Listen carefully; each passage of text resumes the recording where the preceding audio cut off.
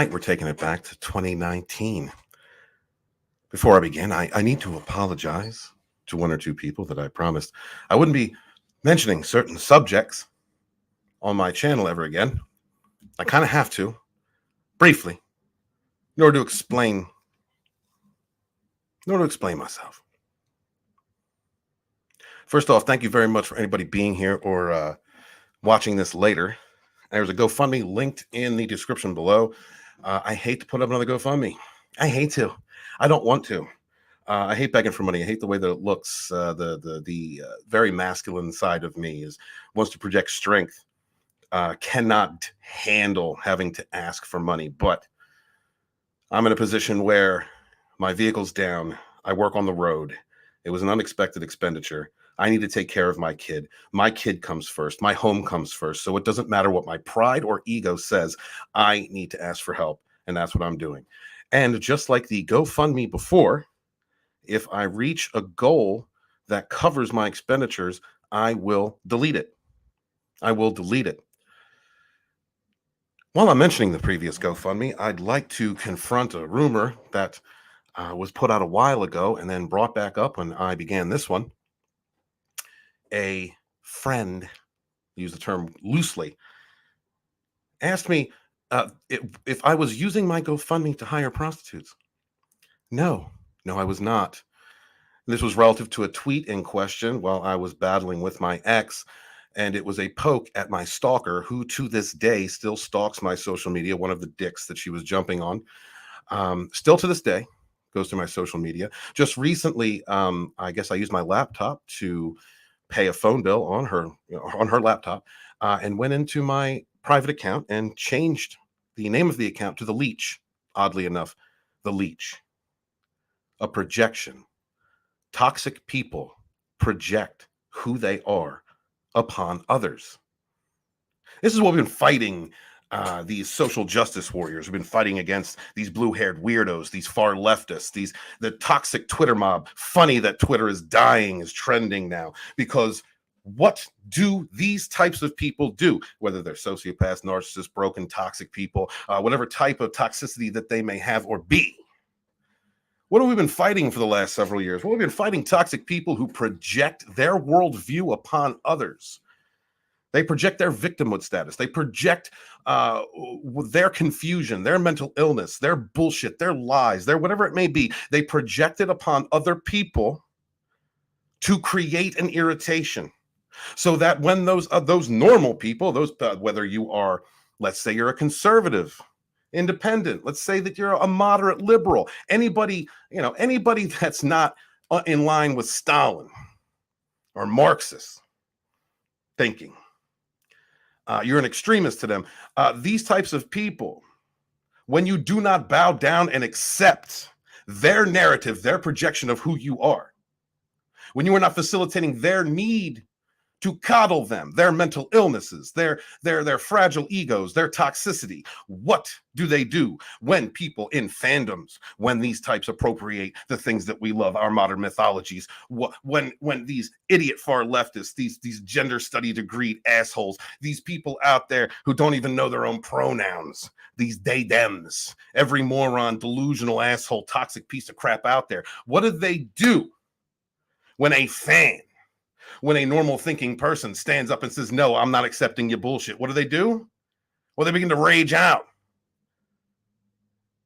And then they get met with reason. What happens when they're met with reason? They become victims. They're victims. This person will not accept my toxic delusion of who they are and the world around me. They will not accept my abuse of them. I am a victim. Strange that toxic people do that. These fragile egos, these bleeding manginas, these social justice warriors, these male feminists, these types who do this type of shit, right? You know what's funny? I've been talking about this for years, and I really don't want to even go over this subject again. I will only approach it if I have to, because I have gone wreck and I have felt the need to go after other YouTubers in the past. Other people in our community when I thought they were being stupid as shit. Everybody knows the famous one against EVS. And that's because as much as I talk about dealing with fakes and snakes, as much as I talk about fighting against liars and bullshitters, toxic people who reject their own shit, I was laying with one who was also laying with half of Delaware and Pennsylvania. And having to fight and project myself. See, as an honest person, whether I'm right, wrong, or indifferent, you're going to get the real out of me. You're going to get honesty out of me. Right, wrong, or indifferent. But I have also learned that I project that upon other people. I project that other people are honest with me. When they say something to me, they mean it. When they proclaim friendship, they mean it. When they understand my boundaries, they say, I respect that. They mean it. And they don't. It's a long road for me to figure that out. The strange correlation between this and that has been fighting SJWs, fighting far leftists, fighting these toxic idiots out there on Twitter. These people out there that want you to accept that they can transform from male to female or something in between or something strange, whatever the hell it is. These toxic idiots who have taken over Star Wars and Star Trek and Doctor Who, Lord of the Rings, Marvel, the MCU, these idiots out there, these woke morons who need to project, these uncreative, batshit, stupid people who have taken over these modern myths, project bullshit upon others. Well, they don't agree with my mental illness, so they're a bigot. They're hateful. They're Trump supporters. Been fighting that for years. Fighting it for years. Collected a crew around me of people whom I thought, because they were telling me, because I believe what people say, a crew of people around me who believe the same thing. Yeah, we do not kneel. We don't like bullshit. We don't like whisper networks. We don't like people who talk shit and destroy other people's reputations behind their back. We like up the gut, up the middle, be honest, be truthful. And some of them were full of shit. Just like these SJWs, been fighting that for years. Do not believe me. I put it out on Facebook and got a lot of good reactions to it. Believe me, I understand the contradiction of saying I hate fakes and snakes and then lying with one and finding out that I was surrounded by some. I understand the contradiction. It is a big contradiction. It's a big awakening. Trust me, I ain't happy with myself at the moment. You know what these kinds of people do when you're down with these types? The difference between real friends and fake friends, fake people, is when you need them. Are they there or are they not? And just like my ex, when these people are trying to drive me to kill myself, to suicide, and these fake ass friends knew what I was going through. I let them know exactly what I was going through. You know what her and her carousel of dicks did? They stepped on my head. They tried to destroy me even more. She can't even stop talking about me over on it. I don't even look at that shit no more. Can't even stop running my intros and talking about me. I don't even look at it anymore. You know what these fake friends did? You know what they did? For months now, because I created a boundary and said, don't shit on my book. Don't shit on the Fandom Menace Volume 2. Please don't come out in public and talk shit on the Fandom Menace Volume 2. Because their hatred for other people in the community is so great. Because they had bullshitted Walton for so many years to fight their battles, to be their attack dog, to be their voice, because my balls are bigger than theirs. Because I will stand up and speak when I feel something's right.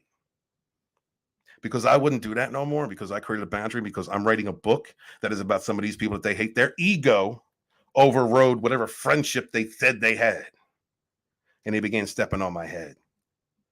It's funny to me that the same people who talk about fakes, talk about whisper networks and how much they hate, like the bad people in Comicsgate are doing, are just like them. Just like them. I think they're upset because they weren't allowed in the group. They weren't allowed in the club. Maybe they had something to hide. They didn't when they wanted somebody else to do the fighting for them. I don't know. All I know is actions speak louder than words. Funny that we've been fighting these SJW, these blue-haired weirdos, these far leftists, people out there on social media who will attack you, and this loud vocal minority of broken, stupid people, mentally, just emotionally stunted, mentally ill, do not even know who they are, what they are. There's many factors involved with this: bad parenting, falling educational standards, the acceptance of mental illness. Not only that, but the propagation of it. People just trying to make money off this because they don't care about nobody else but themselves, and they'll make money wherever the money can be found. You know, people like Hollywood. They're already sick over there. Funny how we've been fighting these types. And they infested the whole all around us. I've been talking about that for years. I don't want to call that shit out no more. I don't even want to be involved in the drama no more. I'll tell you this. I'm going to tell you this to every single person, within some exceptions that I have mentioned, that I have beefed with in the past several years. If you have gone through what I have gone through in the last several months with these fools, now finally said no more, you are probably not the people I thought you were. My DMs are open. I am glad to have a conversation. Happy to have a conversation. I'm done with drama. And if we all have the same agenda fighting these weirdos, if we want to support independent creators, if we want to support this indie sphere, if we want these independent projects to make it, if we want to see these channels grow, if we want to see the access media dethroned, if we want to see people like Disney fall, if you want to see these idiots who are out there using our modern myths to destroy, divide, and desegregate us, if that's your agenda, I'm on board with you. I'm on board. Let's do it. I'm tired of fighting with people. I'm tired of drama. I'm tired of hearing drama. I have enough shit going on right now. I have enough going on. I ain't want to talk about this, but it's a part of it. I have dealt with a toxic group of lying manipulators running around stabbing each other, trying to get me to off myself. I got over that. I'm still going through it. I'm still talking to somebody about it, because when you go through shit like that, you need therapy. I'm doing what I have to do to make it. The only people who understood anywhere near most of the scope of what I'm going through are some of these friends who, the moment I said, this is my boundary, do not cross it, I'm dealing with enough of my personal life, please don't do this, please don't attack my work, this is stressful enough already, I'm trying, you know what they did? They created a whisper network.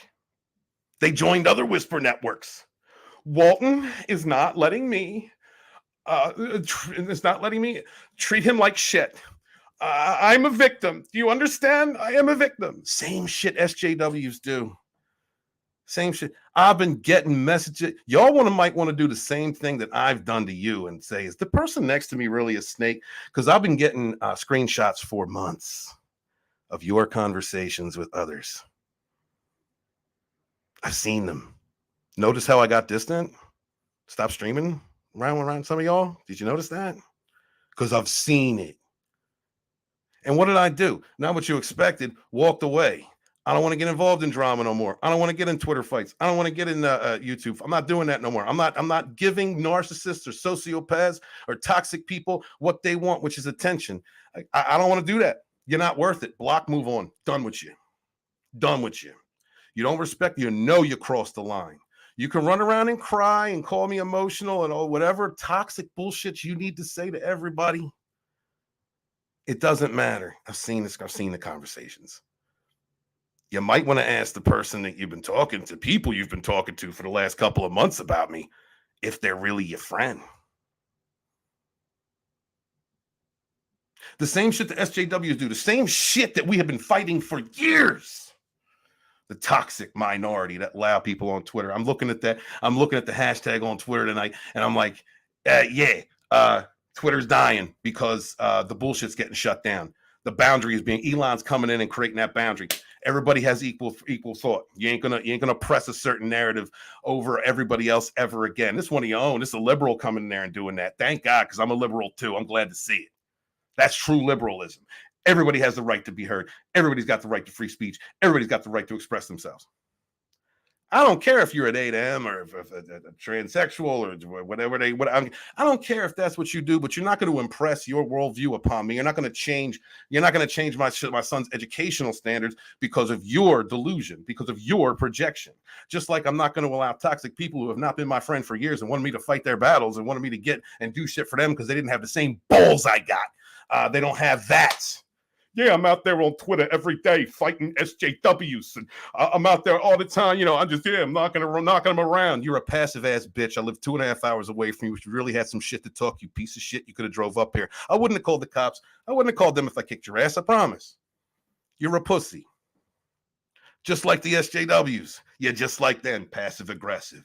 I'm a victim because they won't let me express myself and abuse them and be a dick. Let me tell you something, y'all. When the fandom itself, when the Star Trek fandom, when we, the fandoms, created boundaries, we stood up and we said, this is not Star Wars. This is not Star Trek. This is not Doctor Who. This is not Lord of the Rings. This is not what we have loved. This is not what this is. And these toxic fucks began to create Twitter mobs and false images of who we were. We're all Nazis, 40-year-old man babies living in their mother's basement, blah, blah, blah, blah, blah, because we were real people, real fans who loved these things that we loved. Because we were that real. And they're fake. And these fake motherfuckers living in victimhood status, bullshitting and pressing their views upon other people because that's what broken, weak-ass egos, self-hating people who look at others as a mirror, see their own reflection and say, that person's stronger than me. I hate myself. No, I hate them. They're the problem. I'm not going to fix myself. I'm not going to look at what I did. I'm not going to look at who I am. I'm going to point the finger and they're the problem. I've been fighting this shit for years. I understand the contradictions and I fell into that. I understand. You know, all my haters were laughing. All my haters, especially the ones that are reaching out to her and being like, yo, put him in jail because he's defended himself online. He's calling out the truth. Put him in jail. Call it the cyber stalking and cyber abuse. I know all that. I know all of it because she told me all of it.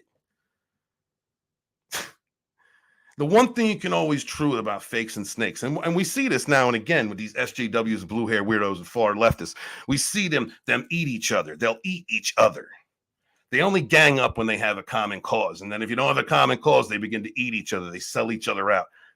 That's because they're liars and bullshitters. They're toxic people. The same thing with them toxic people out there. No matter where they are, what sphere they're in, or who they are, and what they do. They'll eat each other. So after this, you're not really going to hear nothing about me talking about it. I haven't said shit in months. I've known for months that y'all been out there talking shit. And I ain't said nothing because I'm not feeding you. I'm not feeding you. No, not feeding you toxic people. I'm done. I'm going up. I keep my circle small, guys. Keep your circle of trust small. Have friends, but understand that your trust and love is something that should have value. You don't just give it out. The author in the past has been too believing, too trusting, too understanding, too compassionate, and way too forgiving.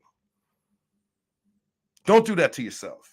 Because you are a good person does not mean that everybody else is. Because you are honest, compassionate, forgiving, and good, that does not mean that everybody else is. There are people out there, absolutely, that I'm telling you from I've learned. It took me a while. I know I was in my 40s. It took me a long time. I figured it out. There are people that will lie with a smile straight to your face, tell you exactly what you want to hear, as long as they know they can manipulate you into doing their dirty work for them or support their bullshit. Took me a little bit, but I figured it out. Now I'm creating boundaries. Now I have a small group of people, a very small group of people that I trust. Because I've seen some of those DMs. Small group of people that I trust. My boy Tommy that lives with me. Absolutely. My friends in real life that have shown me messages from other people involved with her that I know what the fuck's being said. And of course, fake ass friends on YouTube that for like 2 months now, I have been getting screenshots from your buddies, your fans, showing me the narrative that you're pressing about me. So guys, if you hear as I'm pushing this GoFundMe, that's serious GoFundMe, because I need to support my kid. I need to support my house. I did not expect this expenditure to come up and out of nowhere. I need to be out on the road working. I do not want to do this. I have to do this. I need help. And I'm sorry I had to do this. So if you hear any of those asshole fake ass people out there, them Whisper Network, them liars, those haters out there saying, yeah, Steve's going to use it on hookers or whatever the hell else they're going to say, whatever narrative that they have out there. I'm not going to get specific because I don't want to drop any dimes on people who have been open and honest with me. Don't believe it. Understand that what you're hearing from that person is bullshit. We have been fighting this type of personality for years together, fighting for our modern myths, some of us fighting for our political beliefs, fighting against these types. And we should continue to do so. And I'm going to say this: support who you want to support. Believe what you want to believe. Trust actions, not words. Never give up on being a good person, no matter how many snakes get in your ear. Never stop believing yourself and never stop striving to better yourself. Never stop. Never give up on yourself or your life. Do what has to be done. And that's what I'm going to keep doing. As much as I've been through in the last 2 years, and I don't want to just keep boring you guys out with that. I want to talk about entertainments. I want to fight SJW. I want to fight these far leftists. This is what I want to do. I want to fight for our modern myths. That's what I started doing. That's what I'm doing. From now on, the people that have been in my ear, that have kept me from creating the content I want to create, that do not want me to write the volume 2 because there are people in it that they don't like for whatever reason, probably bullshit reasons at this point, as I've figured out that these people are bullshit. These people that have tried to curtail who I am will no longer do it. I will do this shit on my own. I will be me on my own. Always had the strength to do it on my own. I never needed a crew. That's why I led. I was the leader of Rogue. Why? Because I was the strongest. And when I stopped, when I had to do something else, whether I was being fooled or not, when I had to put my energy into something else, the snakes were the first ones to turn. I will do it myself. I've been stronger. I don't need you. Don't need any of you. If you're my friend, God's bless. I'm looking forward to working with you in the future. If you ain't, block and move on. I'm done. And some of you, I'm just not even going to mention that I know. Some of y'all ain't blocked. I already know. It's not worth my time. It's not worth my attention. It's not what my focus is. It's not what I want to do. It's not never what I wanted to do. I want to be your Fandom Menace historian. I want to be a positive force, and that is what I am going to do moving forward. Now, if any of you would like tarot card readings done, please please help me out. Send some money to my Cash App or my PayPal or the GoFundMe, the link below, with a question if you want a tarot card reading, or if you would like a question answered that I can answer within reason, because I am no longer attacking other YouTubers or getting involved in that drama bullshit. But if there's something you'd like to know, I'm ready to sell my soul to get this car fixed. Because this is about my kid, my home, my family, not my ego and not my pride. I need to get this done, and I appreciate you guys sharing out the link and smashing the like button and being so supportive. Let's have some fun.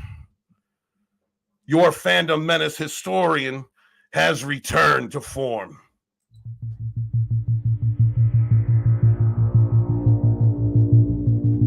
Let's wind the clock back 2 years.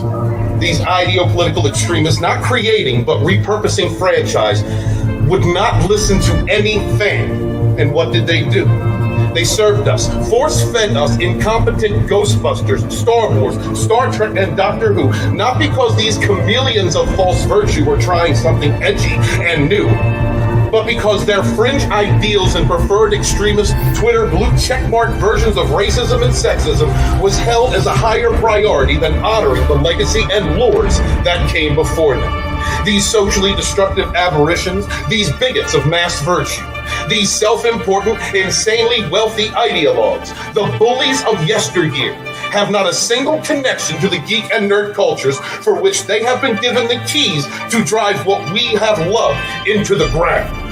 They have no attachment to it, no love for it. They do not care about these properties, legacies, characters, legends, mythos that we, the geeks and nerds of decades past, cherish as the escapism from the bullies' throttling abuse. We were not members of the in-crowd. We were not the popular kids. We were the outcasts, the rebels, the misfits, coming together in comic book shops, playing Dungeons and Dragons, to engage in competitive gaming before it was the cool thing to do. We were the original cosplayers, fandom event organizers, and we did these things not only for the love in our hearts that we had for Doctor Who, Star Trek, or Star Wars, but to respect the creativity of those who imparted their visions to us as escapism from the mundane, to evade the bullies who mocked us for liking the things that we love. Now these false creators, these repurposers, these bullies of yesteryear have taken control of the games, comics, television, and movies that we have loved and supported for decades, some of us for generations. The sole intent for these heartless propagandists is to use what we have adored for most of our lives as a platform to espouse bigotry, segregation, division, and hate. They mock us, use the mainstream, access media, and spineless cuckold shills to weave false narratives about us and once again set to shame us into obscurity from the very escapist entertainments, the very modern mythologies, the very bastions of inclusion that we once called our fandoms. But we have been here before. In older times, we have suffered this type of ostracization and abuse. Were we not once the outcast in times of old, the rebels, the misfits? Out of these dark times in our pop culture, after the obscenity of CBS All Access Star Trek, the mockery of Christian Bull's Doctor Who, and the complete and utter degradation and disrespect of the single greatest hero in science fantasy, Luke Skywalker, all of these intentionally open insults to everything we have loved for decades, these hateful, crass, disingenuous social justice bigots set about defaming, labeling, attacking if we dare have anything to say about it. They use their weight in the media in an attempt to bludgeon us into capitulation. If there were those who would not kneel to this onslaught of false virtues and fake narratives, these men and women who showed us the way, who stood up and raged against the machine, who put themselves, their professions, their companies, and their families at risk to be our voices in this war for our modern mythology. Across the ether of disenfranchised fans came voices independently, yet in unison, from Anna that Star Wars girl to President Abu Nas, from world-class bullshitters to Midnight's Edge. Those who have supported and adored these modern myths cried out against the perversion of what we love. And the geeks, gamers, nerds, and comic book enthusiasts came together and formed a new bastion of free thought and expression for what we love. And the fandom Menace was born. Without respect, we reject. We do not bow to social terrorists.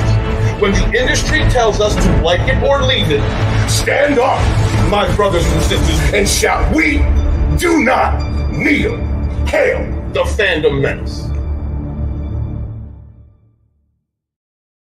Man, hail the chat, hail the fandom Menace. Hey, everybody from the fellowship, whatever you call yourselves, whatever it may be. Oh, that's really close. That is like really, really close. I'm not used to being by my cell phone screen. Hail you guys out there. Let me go to the chat. See, 51. I think there's 51. Let me go back there. Let's see what is going on out here. Keely Chow is with us. Hail, Keely Chow. Good to see you. Chris Mead. Hey, brother. Good to see you. Thank you for being here. DJ Odyssey is with us. DJ Odyssey, we're also, we have not abandoned that. But before my car broke, we were starting kind of a spoof, but it's a serious thing. DJ Odyssey is also in need of some help. His car broke down and he had to fix it. He needs to recoup money for that. The man's a farmer. He's working, during part of the year, and this time of his year off, and he needs to recover that money. So we are starting a fundraiser, a GoFundMe, to have him do a live stream in a slave Leia costume. This is something that's been around. DJ, you might have forgot this because this is like a year ago. Actually, I was in the group that started that about a year ago, brother. And when I was live streaming with you and you mentioned it again, it reminded me of it. So we really want to get that done. Unfortunately, at this moment, my primary goal is to get back on the road and get to work. I've spoken with Deej about this. Thank you so much for being understanding. But we will be promoting that live stream for DJ Odyssey for the fellowship, guys. This is something we're doing for him this is important. We are going to embarrass one of our friends. We are going to do something that he's absolutely going to hate with complete disdain because we need it. We will be there to suffer with him. And just like Pickle says, nobody wants to see it. You're right. We don't need to do this. We have to do this. Now, thank you so much, DJ, for being here. I appreciate you. Mirrorsphere's Origins is here, another writer in the community. Hail, brother. I saw what you were saying in Zaz's chat. I didn't want to take over the live stream while you were talking, which was a great live stream, by the way. God, please go check out Zaz. Check out Mags, Flaccid Phoenix. God, I wish I remember everybody was on there. Lady Balefire.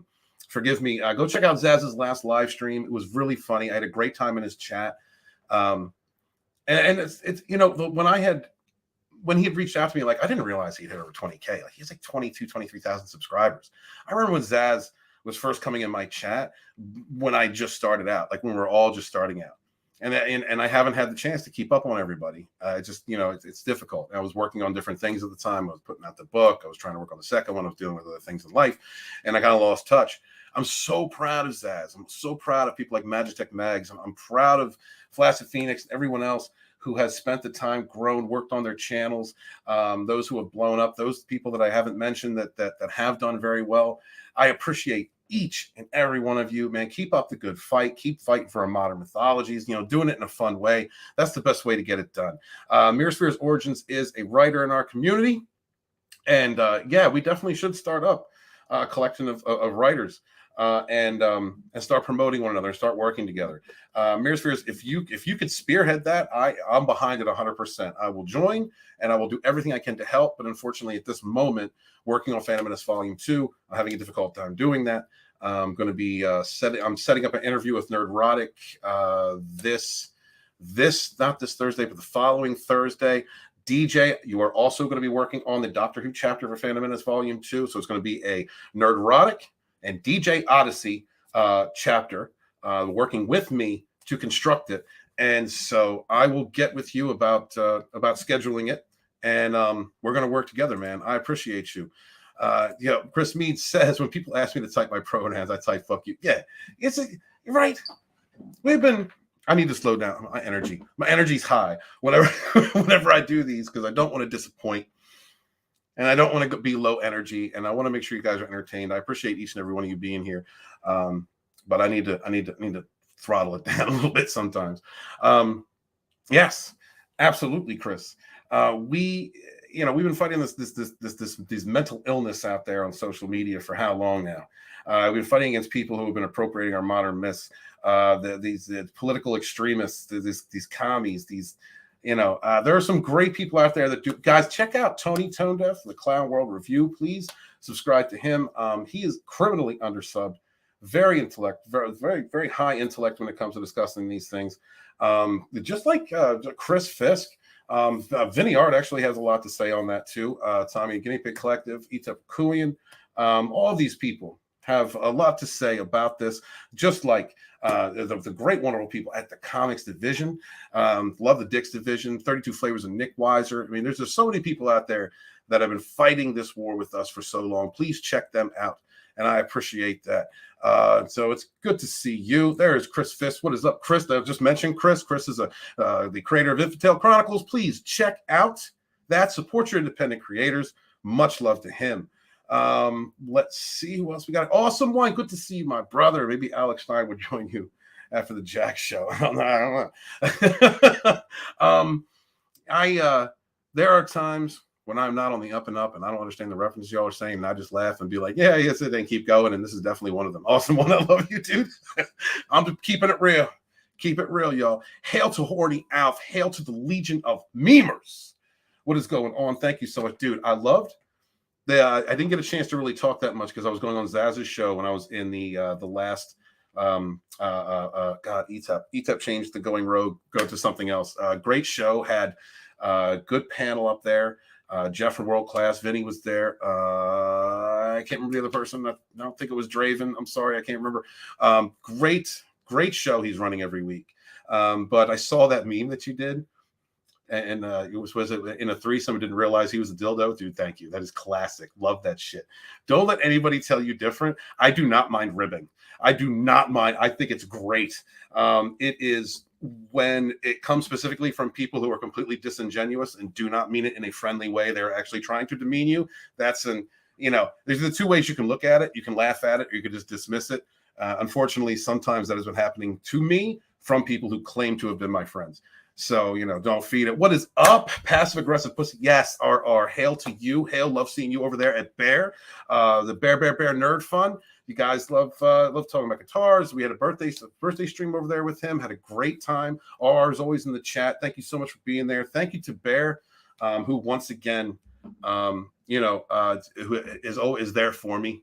And I appreciate you, Bear. Thank you so much, dude. I appreciate your words of wisdom. I appreciate the things that you share with me. I appreciate the support that you show me. So, guys, please check out Bear Nerd Fun. RR, thank you so much for being here. I appreciate you, dude. The CJH is with us. What's CJ? How you doing, my man? Channel member. Thank you so much for being here. We're gonna be doing tarot card readings tonight. Unfortunately, I have to be like, I gotta try and sell this shit. So I will be checking. I think I got something in my PayPal and Cash App. Thank you guys so much.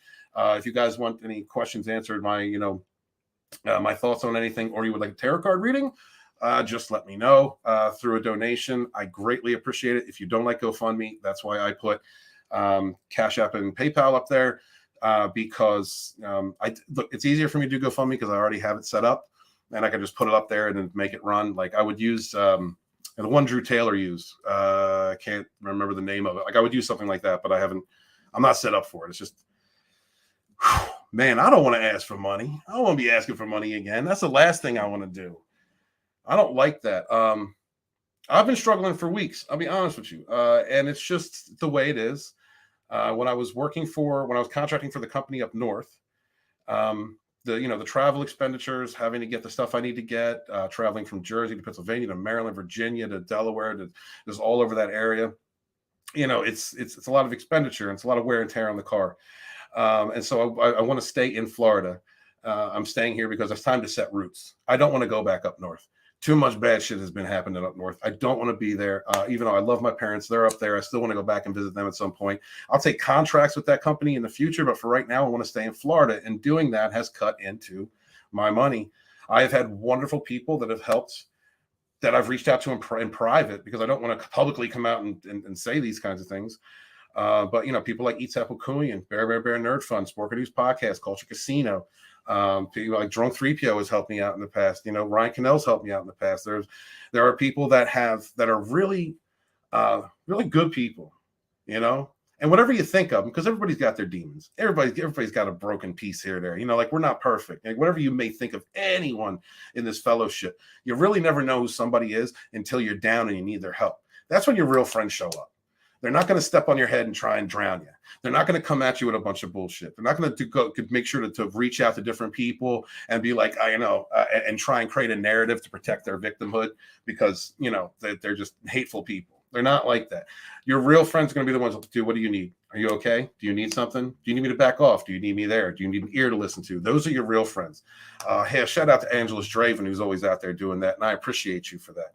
I know, and anyone that I've been distant to anyone that I've been distant to in the last couple of months, part of that reason has been that I've been having to heal from the trauma that I went through. I put myself through it. I could have walked away, but I didn't. I was kind of stuck in this trauma bond. And it was a cycle of hate. And while I was going through that, some people were there for me, and some people were there to break me, and I didn't even know it. And that's a shame. But CJ, thank you so much. You're one of those people who always reaches out and says, you need any help, you need something to do. The tweet earlier about the suicide prevention, that was something that another person had put out there and said, don't copy it. And in the past, guys, before I went through what I went through in the last couple of years, when I saw something like that, I wouldn't share it. I have realized how pig-headed I can be sometimes. It's one of the things that I've learned.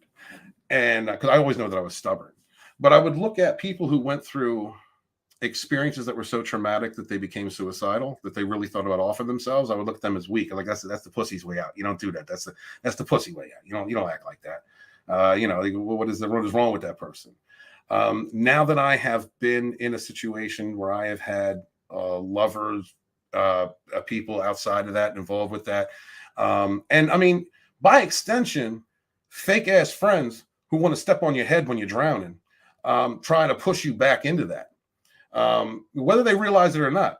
for whatever selfish reason that they have, whatever fragile ego reason they have to be a dick to you when you're trying to come up and you've gone through a bad experience. I have a whole new outlook on that. There are some things in this world that just beat you down. I've been a victim of abuse when I was a kid. I've talked about it once before. It's not something I talk about often. And I went through that. I never got to a suicidal point. I never got that dark. Last year I did. And it was around Christmas. If you guys remember what happened around then, Rogue kind of, it kind of broke up. It broke up, and I handed the reins because I couldn't go through it at that moment. I handed the reins to people that I trusted and said, "Here, do whatever you got to do to keep the band together until I get well, till I get back, till I go through what I need to go through. You can change the name, you can do whatever you want, whatever you've got to do." And that's what they did. And when I came back, I left it alone with the understanding that was still mine. I was welcome back. That was where I was allowed to go. And I was passive aggressively played with when I began to try and do that, before I was told, after a week of someone being a dick to me on Twitter, not coming to me directly, not like a man, not coming to me, not calling me up, not texting me, not like that. I'm not going to show you the conversation, but you could see it. You could read. I don't do DMs, but I could show you if I wanted to. I'm not. How this person came at me like a complete piece of shit, treated me like a piece of shit, before saying, "Yeah, I copyrighted this." That's not how friends act to one another. United Underground was a DBA of Rogue Entertainment. But that is no longer what it is. And being the forgiving person that I am, I said, I forgive. I understand everything that would happen, everything that fell apart, everything. I understand. And I don't hold any hate. And even though I just said, I support you. You know what? I'm going a step further to prove you that I'm your friend. I'll support you in this. And even though I went that far, that person still came at me whack, out of pocket, passive aggressive, talk shit about me to other people behind my back, and is now acting like the victim. That's not a tough guy. That's an SJW. What's going on? Good to see you. Let's see who else is here. Appreciate you. Everybody in the chat, thank you so much for being here. I'm going to go. Tina Bojan is in the house, the Clean Yapine head cheerleader, channel member. Thank you so much for being here. Appreciate you. Thank you so much. One Man Show is with us. Good to see you, One Man Show. Hail to you. Thank you for being here. And thank you guys so much. If you mods would do me the favor and put out the link for the GoFundMe every now and again, I would greatly appreciate it. Give me a moment. We're going to talk about some topics if nobody wants a tarot card reading. And if you do, please send a donation to the GoFundMe, to my Cash App, or to my PayPal. I'm going to be looking at them and checking them regularly. And thank you guys so much for everything. God, I hope my browser doesn't crash. It's so horrible. Never, guys, when you make money and you realize that you are with someone or someones that are just taking your money for no good reason, don't stop doing that and buy the stuff that you need to buy. Fix your car. I got to take the camera off just for a second. Fix your car. Do what you have to do. Buy the new computer that you always needed. That's what it is. Appreciate you guys being here. We're going to cover some dumbass statements coming out from some people from Lord of the Rings of Power. Oh my God, if you would check out Zaz's last couple of live streams. He's been doing some great work over there, just fun, having a good time, laughing it up with everybody. Saw some names in the chat that I haven't seen forever in there. Thank you so much. Let's see. All right. Let me look at my phone. 1 second, because I know I got something. I just want to make sure I don't want to miss any questions. I don't want to miss anything. Let's see. Sorry, I can't. Dude, thank you so much to 1971. Thank you very so much. Dude, I don't even want to be out here begging. 1971. Thank you so very much for donating what you did. I appreciate you. You're helping me out immensely, and I thank you so very much for that. Let me see. Let me check this. All right. Do I have no? Okay. All right. So There we go. Camera back on. Thank you, Keely Chow, very much. Thank you very much, guys. Like I said, if you don't like GoFundMe, and I understand there's a controversy out there about that, please, Cash App or PayPal. That'd be great. I appreciate you very much. That's right. Clean your peen. Support independent creators, guys. Support your independent creators by making sure you have a clean weenus. This is very important. It has absolutely nothing to do with supporting independent creators, but we're going to act like it does. It's something you need to do. And really, you don't want a stinky peen. All right, don't do that. Don't do that to her. Don't do that to him. If you're if you're one of them, you don't want to introduce. Look, peanut butter dragon is not fun. All right, it's not something you want to do, and it makes it stinky, and you don't want to do that. Thank you so much to the CJH channel member super sticker. I appreciate you, brother. Thank you so fucking much. Let's see. Oh, he said 1971. Oh, DJ Odyssey, thank you so much, dude. Do you want to answer a question? Would you like a tarot card reading? I can do it here or do it in private. Let me know. Thank you so much, DJ. You should. I'm trying to raise money for you. You shouldn't do, dude. This is what I'm talking about in this community. Deej,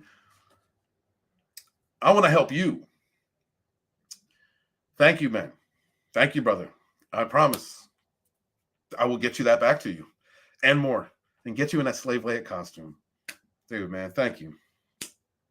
Horny Alf says, that rings about now. Pass it to CJH. Oh, pass it to CJH. CJH, would you want a tarot card reading? I will give you one because DJ just paid one for you. So let's go through this article from Bounding into Comics. And then we'll wait and see if anybody else has made any donations and wants a reading, and we'll go from there. All right, let me make sure that Bounding's actually up. Man, I much appreciate to all you guys. Thank you so much. Smash that like button. Share out the link. I'm trying not to go on tangents no more. I don't want to, y'all. I don't want to. I want to support any creators.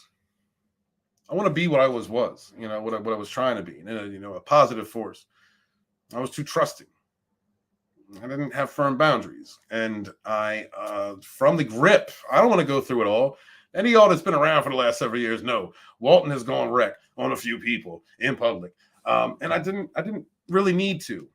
I never would have needed to if I had the right boundaries, if I had the proper respect for myself, if I did not accept lies and manipulation from other people. Because, man, when any of you out there who's like really compassionate and understanding and forgiving of others, because like maybe, you've seen family members who have gone from down to up, who have rebuilt themselves, or maybe you've gone through a lot of trauma. You're broken, but you do your best every day to keep going, to keep fighting, to keep being a good person, and you've been screwed over so many times, whatever. If you're a person who wants to believe in the good of others, then you forgive. And sometimes if you do that, you forgive too much. You don't set that firm boundary. You don't say, this is enough. Enough is fucking enough.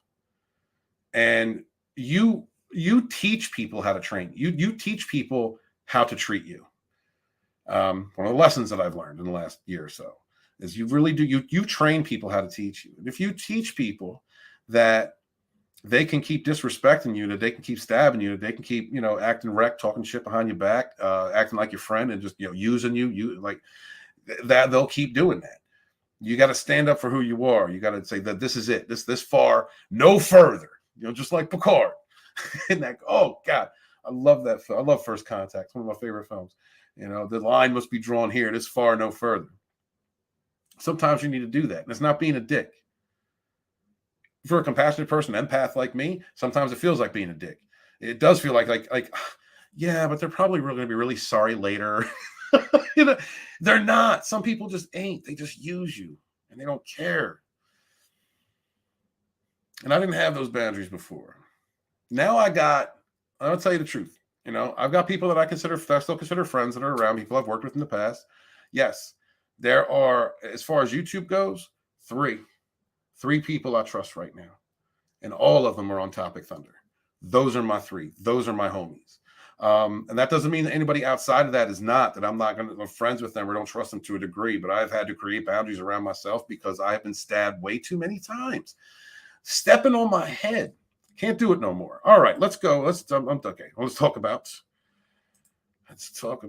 Rings of Power. Share the screen. All right. Chrome tab. God, I gotta get guys. Listen, if I even think about going out with anybody else, I need all of y'all to check me. Is she okay? Like the whole friend list check. Be like, all right, has she done this? Does she say that? Do all that for me? All right. I'll put it on you. I need you to help me. All right, let's see. This is the Lord of the Rings, Rings of Power actors continue to attack Tolkien fans as racist. Same bullshit narrative from these projections from these people. Or deflections, right? When you catch bullshitters and liars, they're going to deflect or they're going to project.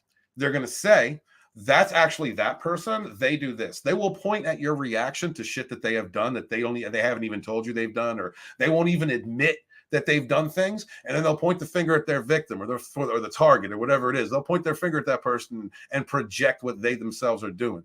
If y'all know there's bullshitters out there. You ever hear a bullshitter point the finger at you and say, that's what you are? That's what they doing.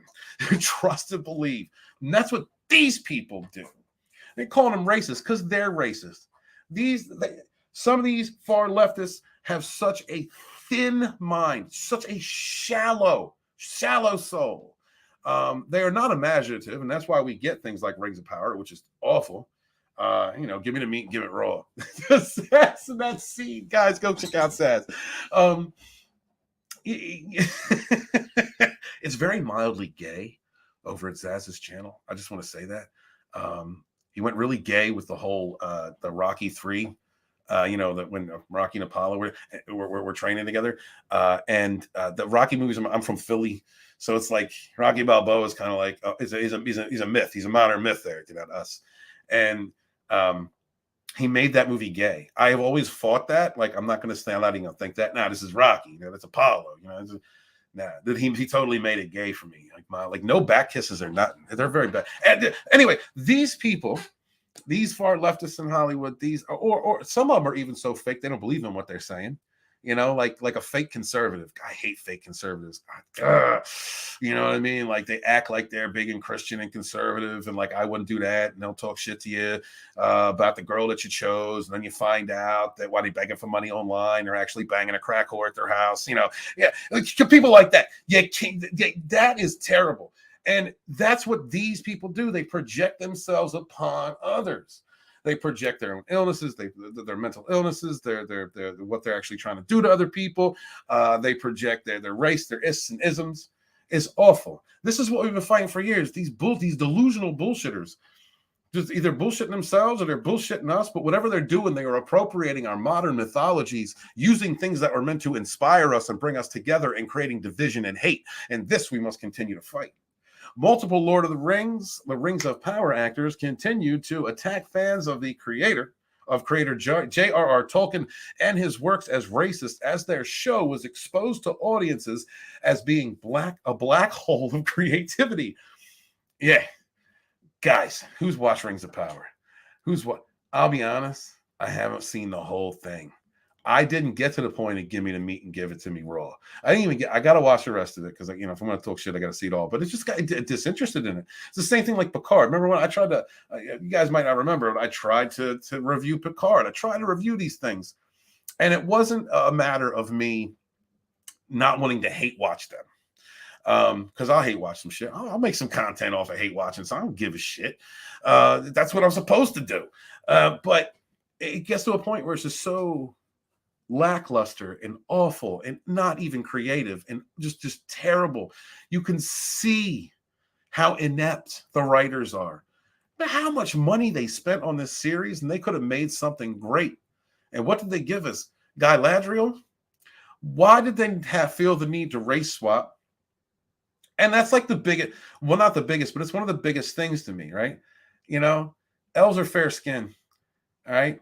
Okay. The only time I ever heard of a black elf was in Forgotten Realms. Frankly, the dark elf Drizzt Do'Urden is one of my favorites. I love those books. Love the dark elf series. You know, but elves in Tolkien's world, they're light skinned, they're fair skinned. And we know black dwarves. Why didn't any of the dwarf women, why didn't they have beards? They're supposed to have beards. We talk about it's one of the funniest parts in the Two Towers. You know, even if you're, I read the book a long time ago. I'm a fan of the movies. You know, the cartoon and the movies. I was a fan of the cartoons. I watch them every Thanksgiving. And but you know, it's one of the best parts. He's like, you know, they think the dwarves spring out of the ground. You know, and their women have beards, and they didn't do that. And then Numenor, like, why would you do this? What? And this is one of our issues, I think, as fans. Why not create another race or introduce us to races of darker complexion that we're not really going into from Tolkien's world? Why not be creative? Why do you need to place race swap or race place character? You know, change something fundamental about a race, just a virtue signal. I'm not saying this actress, she's pretty. I think she's pretty. I'm not saying she couldn't have done a good job. I'm not saying that I can't think of the God. It's been so long since I even cared to watch that. The actress who played the Black Dwarf, the prince's wife, right? Like, she was funny. She's funny. She's actually one of the things that I could have liked about that show had that been differently done. Had it not been so different, so changed from Tolkien's work. My issue with a lot of this is not the actor themselves; it's the character, and it's not. I don't want a black person there. I don't care if black people are there. Some of my favorite characters on screen are black. Blade's one of my favorite. I love Wesley Snipes. He kick ass. Blade 2, that's my shit. Spawn. God, I want another Spawn movie. I'd love to see a Spawn movie updated. Wish they could use the same actor, because I love the actor that did that. He also played Mike Tyson in a Mike Tyson movie, and he did great. It's not about race. But the thing is that bullshitters, far leftists in Hollywood are not going to look at the actual argument you are giving. This is my issue. They don't listen to that, much like fake-ass people. Any type of toxic fake-ass people will not address what you are saying. They are going to see what they want to see, and they're going to project themselves upon you.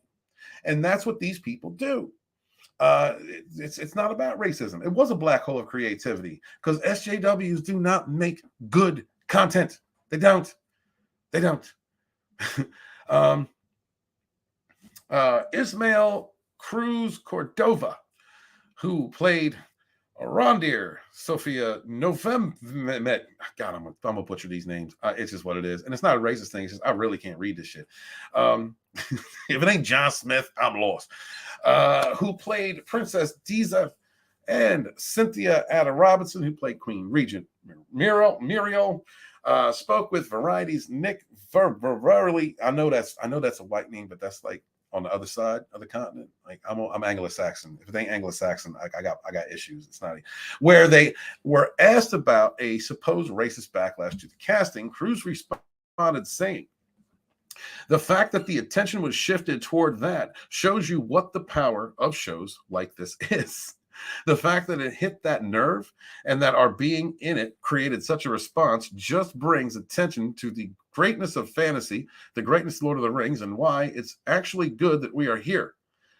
And it could have been good if you were there, if you weren't such an asshole. If you weren't, well, I've already talked about it. There is a greatness in fans, but you don't understand that. Oh, we were covering this, the fake fans. God, that got my blood boiling. Fake fans over on Zaz's channel. Please go check out that live stream. If one of the mods could put a link out to that live stream, that channel, just please do. Please go check them out. Not that he needs my promotion. The dude's got 23,000 subs. Congratulations. But there was a segment about these fake ass fans, like how cringe it was. And that's the biggest problem. We've talked about this for years. Fake fans ain't gonna support you. They're not gonna buy your product. They're not gonna be there every week. They're not gonna be at conventions. They ain't cosplaying. They ain't spending money on your product. They are there for an agenda. They are there for a political agenda. They are there to virtue signal. Sam McCabe What did Sam McCabe? Value signal. Sam McCabe said something. It wasn't his, but he had mentioned something about value signal. He didn't like virtue signal. But they're there to value signal. They don't care about the content. They don't. This bitch don't. They don't care about fantasy. They don't care about the lore. They don't care about the fandom. Where the hell they been? And I'm not trying to say there is a difference between people who are just passing fans, have a passing interest, and people who are just like dedicated to the lore. Go check out Bruce Lombardo, the Dix Division. Go check out his channel. That man is into D&D. He loves it. Check out some of the models he makes. He streams over there with Mac and he draws. Please go check out Mac and he, Mads Mama Bear. Hail to the whole crew over there. Bruce loves what he does. That's like a deep fan. Now I'm a fan of D&D myself, but I'm not that level of fan. But where have these people been? When something needed to be appropriated, they were right there. And that is the only reason they are there. A virtue signal. We're better because we did this. We made this change, and if you like it, you're a bigot. Not looking, again, at not caring about the content, first off, and not looking at the actual argument or any argument being had, but only projecting their bullshit, deflecting it. It's not my problem, that we're racist dicks. It's actually your problem. You're the problem. Did it become a bit too much? Absolutely. It's taken airtime from the depth of who we are as artists, but it just shows you where we are in the world and how much work we still have to do. You're creating a problem. I love this shit because I'm kind of going through this right now myself. Right? There was no problem to begin with. People like this create the problem. They create the problem so that they have something to fix. They're a victim of a problem that they created. There wasn't really a problem to begin with. Wasn't no problem. You manufactured an issue, and now you are virtue signaling. Like, we have much more work to do because we created this. There's an issue out there that we exposed that they created, and they're just trying to fix something that ain't. It's like bad liberals trying to fix something that ain't broke.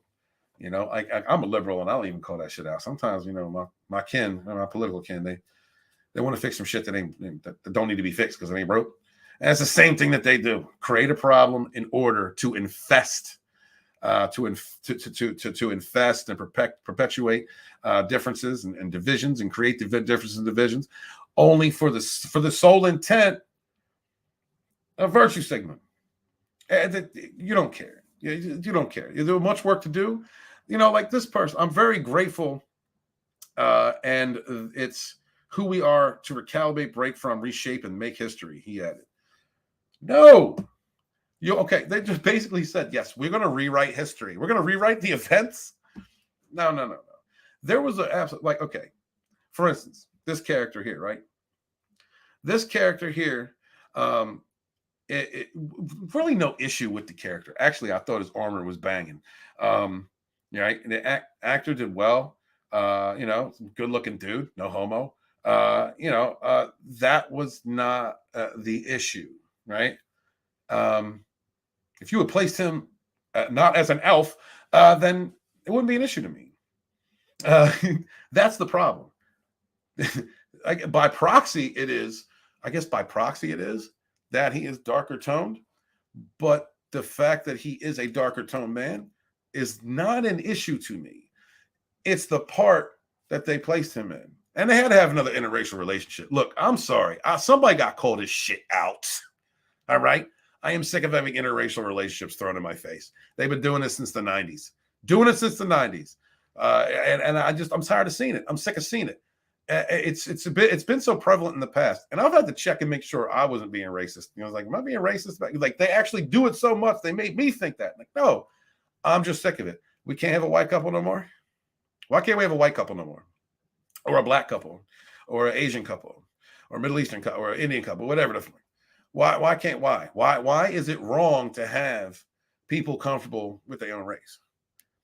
I mean, the human race, but people comfortable with their own, their own skin tone or their own region, their own culture. Like, why is that why is that a problem? Why is that a problem? I am tired of having this thrown in my face. If it's well done, I ain't got no problem with it. Right? If it's in the right setting, I ain't got no problem with it. You're gonna love who you're gonna love. Please stop throwing that in my face. Every damn couple, every damn couple on screen does not need to be a black dude and a white woman. Does not need to be it. It don't need to be that. I'm sick of seeing it. There's a difference between being out in public and being around other people, and like I don't care. You love who you love. When it comes to on screen, it is so overly done. It is so all the time, on the nose, in your face, waving it like a flag, that I'm sick of seeing it. It's a virtue signal to me, or a value signal.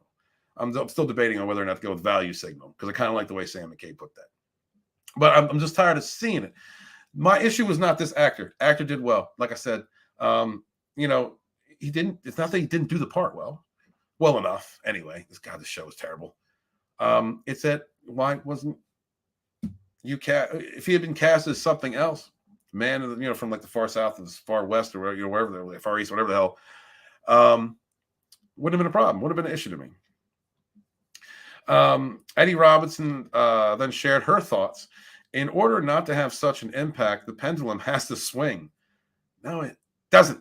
No, the pendulum doesn't always have to swing. What? Stop with the extremities, with the extremes. We are right in the middle of that process. We just want to normalize. Normalize what?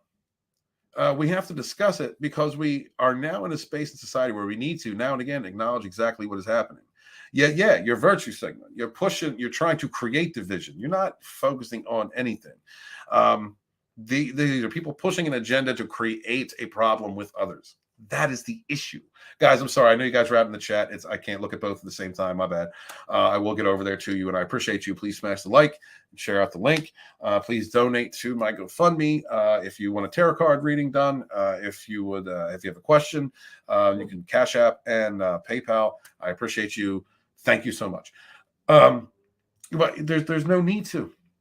Now and again, acknowledge exactly what. Yeah, I'm acknowledging what is going on. You're making the problem. You're creating a problem. We have gone through instances. I remember the two. I bring this up because I think it's poignant. I remember back when the Twin Towers fell. Remember 9/11. My heart goes out to everybody who was affected by that.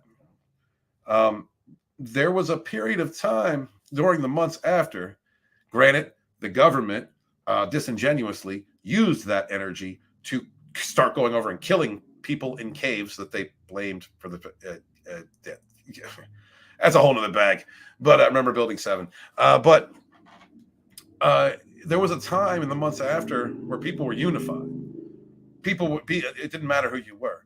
Now, I remember going to see a band, the black singer, white band. She was great. It was at a local club in Delaware County, CJ's Bar and Grill. They're closed now, run by Miss Carolyn and Mr. John. He was an old Navy man, black couple in their 70s, and they were great bar, great place to hang out. And this band was playing, and they did God Bless America. And this whole bar full of people were holding hands and singing God Bless America together. It didn't matter who you were, what you looked like, what gender you were. It didn't matter. We were all of us. We're together. We're unified. We had those points in this country. We had that point then that could have been used to really bring us all together. When you come out of the 90s with all of the social upheaval that happened in the early 90s, whatever you may think of it, expressions of frustration or whatnot, people taking advantage of those expressions of frustration. But we went through those times where it was like, yo, everyone's equal. I remember I'm an MTV kid. I remember back in the MTV days when Walk This Way came out. Y'all remember that? Remember when Aerosmith came out with Run DMC? Remember when Anthrax and Public Enemy did that song? Like, yo, look, these people are artists. Why are they not getting any shine? This is an acceptable form of expression. Metal bands and rap bands get together, rock bands and metal and rap bands get together. That was awesome. We already went through this. Are there still pockets of racism or racist people around here? Yeah, absolutely. You're always going to have people. Some humans are dicks. Some humans are always going to be dicks. We're always going to have to deal with that. It doesn't matter. You're never going to stomp that out. You're never, ever, ever. Somebody will always have a fear within themselves, whether it was placed there by a parent or society or an instance that happened. There was always going to be a little broken spot in somebody, somewhere, that they need to project their insecurities, their hatreds upon others and use that and blame someone else because of their skin tone or how they talk or where they come from or how they look or what they fuck. You're always going to have that. That'd be great for us to get to that Star Trek future where like you hardly have that at all. Hey, that's a beautiful dream. I support that dream. But it is not as prevalent as these sickos are saying. And they are using it to propel themselves. They are using it to create division. They're using it because they themselves are hateful or racist or bigoted. Or they need something to fight. Why don't you fight something like, I don't know, the homeless? What about all the homeless vets? What are all the people that get sent to war, whatever we may think of, whatever war happened? What about all the people that have gone to war and come back damaged and broken because they sacrificed themselves as warriors, sacrificed their hearts, their minds, and they can't put their shit together. They're having trouble putting their fucking shit together because they murdered people, saw people die.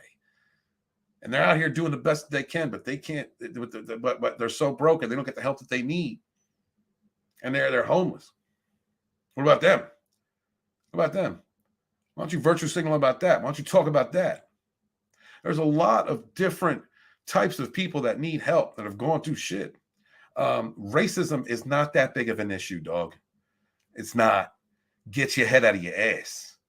It is a manufactured problem by the far left, by people who have savior complexes, who need to save others, or are racist themselves, bigoted themselves, and project that on others. That is the issue. This is the problem. You are the problem. Now and again, to acknowledge things that have happened in the past, absolutely, because you cannot forget the past or you repeat it.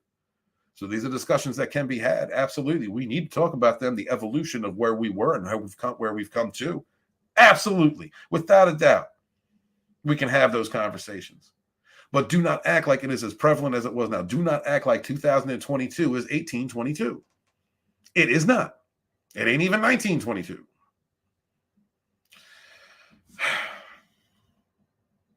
That level of, let me go to the chat real quick and see what you guys are saying. Appreciate you guys for being here. Thank you so much. Thank you to the 10 people in the chat. Much appreciate you. Walton is a dwelf. Am I a dwelf? I don't even know what a dwelf is.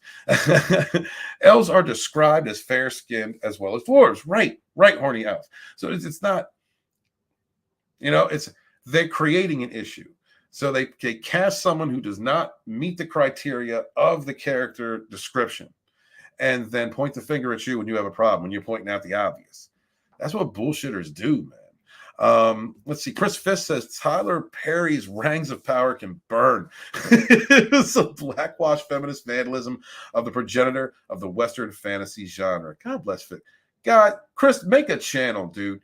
Chris is one of the best people to have on a panel. And dude, you are so articulate, well thought. You're smart. You're smarter than me. I love being on panels with you and just hearing you talk because you're really passionate and you believe what you're saying. Guys, please support. If anybody has, do you still have Infidel? Infidel Chronicles is on Amazon. If someone has a link to his book on Amazon, please put it in the chat. Let's see. CJH says, careful, Chris, YouTube gets itchy with stuff like that. No, I don't think about that. Thank you very much. Thank you very much, Keely Chow. Hail to that. Thank you very much. And definitely Maz Malabear. Got to subscribe to them. Let's see. He says, hey, I sent you a link to Discord server. It's good. So I can set it up. Absolutely. And I'll get up on there. I will get on that, dude. Thank you so much. Chris is on ETEP, Vinny's, and 80s May Consumer. Absolutely. Go check out those channels. Support your independent creators out there. And go see Chris Fisk on ETEP Queen, the place to be reviews. Vinny Art. And 80s Made Consumer, great panels to have on, dude. Great independent creator in the community. Good heart. Glad to have him here. Thank you so much. Okay, going on. That level of distraction or aggression that was put towards us, it's been a painful journey to get there, but it has elevated us. It's going to elevate you right out of a job. It has put us in a position where there will be a plaque one day where when the pendulum has swung to where it needs to be. Stop with this pendulum shit. The pendulum they're trying to swing is all the way. It's already swinging there right now. Is going to be at a point where we have an imbalance, a complete imbalance. We do not have equality. We already see it in the hiring practices of most companies with their minority quotas, which initially was meant to say, hey, yeah, you can't just hire white people, yo. You know what I mean? Like, you can't just look at an application and have an interview with this Asian dude or this Mexican dude or whatever and be like, nah, because of their race. You can't do that. I get what the initial reasoning for it was. It is outdated. It needs to go. Affirmative action needs to go. These things got to go. They do not. What they do, they are not needed anymore. These laws, these institutions, they are not needed anymore because the pendulum of it swang so far that there are people who do now. Once again, there are people who do not get considered for hiring, no matter how good they are at that particular field, how much experience they have, because of their race. Or because of their gender, because of their sex. The pendulum's already gone that way. These people are extremists, and they want to make sure that no straight white males are being hired. It's absolutely an attack on straight white men, or white men in general. You know what I mean? There's some butch gay guys out there. I've known a few, and they're like, I didn't know he was a pole smoker. You know what I mean? It's like, you smoke a pole if you want to. I'm mad at you. But I've met a few dudes that were like butch and they like dick. And I was just like, wow, I wouldn't have called that. Yeah. So they probably get that shit too. Not everybody's wearing a rainbow wristband. You know what I mean? Not every gay dude is sassy. But I mean, that's getting to that point. And I'm sure now and again it happens with white women. But, then again, let's be fair. Let's be fair. And, the white ladies in my audience, I'm not hating on you. I'm just saying, let's be fair. That's where the Karens come from. White men cause a lot of problem. They cause a lot of problem. they talk about white male oppression and male oppression and all that shit right out of the hot tub sitting next to one. You know what I mean? God, I can't think of the name of the comedian who said that. Oh, God. But yeah, it's the pendulum has swung. It has swung for a long time. We're creating imbalance and unfairness. Now, without imbalance, there is no growth. But they're just talking at their ass right now. They're going to lose their jobs. Rings of Power was awful. We will have badges upon the people who fought the great fight in order to get to the point where there isn't such an eruption based solely on that when the casting announcement comes. A badge on people. So they're going to mark people. They go, okay, you're going to mark the good ones. That's a scary statement to make. Is anyone thinking about Germany 1938 right now? It's a scary. Really? We want to mark the people. We want to mark the right people? These Marxists, man. Addie Robinson then asserted, while it's been a challenge, it's been a phenomenal moment to be part of. Doors are open and accessibility is available for absolutely everyone to feel safe within a franchise and a story of this scale. They should. Ain't got no problem with that. I'm talking about the casting for parts that you shouldn't, that they're fit for specific roles that you don't look like. It's been really important and empowering. I mean, you couldn't be a queen of like Africana or something. Like, I don't know. An island nation, a dark nation, dark skin. Like, why? How many black people you see in Menace? Let's be real. Let's be real. Let's be real for just for a minute. Just for a minute. How many black people you see in Menace in their movies or in the books? How many? How many did you see? None. There were none. Yeah. There's a reason for that. Because they don't look like that. How many black dwarfs you see? Well, there wasn't that many dwarfs. All right, let's go back to the Hobbit, right? How many you see? Like, none. There were none. Because they don't look like that. It is not racist to create a fantasy race or a race of any kind, any type of book, any type of writing. It is not racist to create and mold and shape an entire. Look, Chris Fisk, I demand that one of your tree elves needs to look rainbow colored. Are you are racist against rainbow colored people? Yeah, like How ridiculous does that sound? That is what is going on here.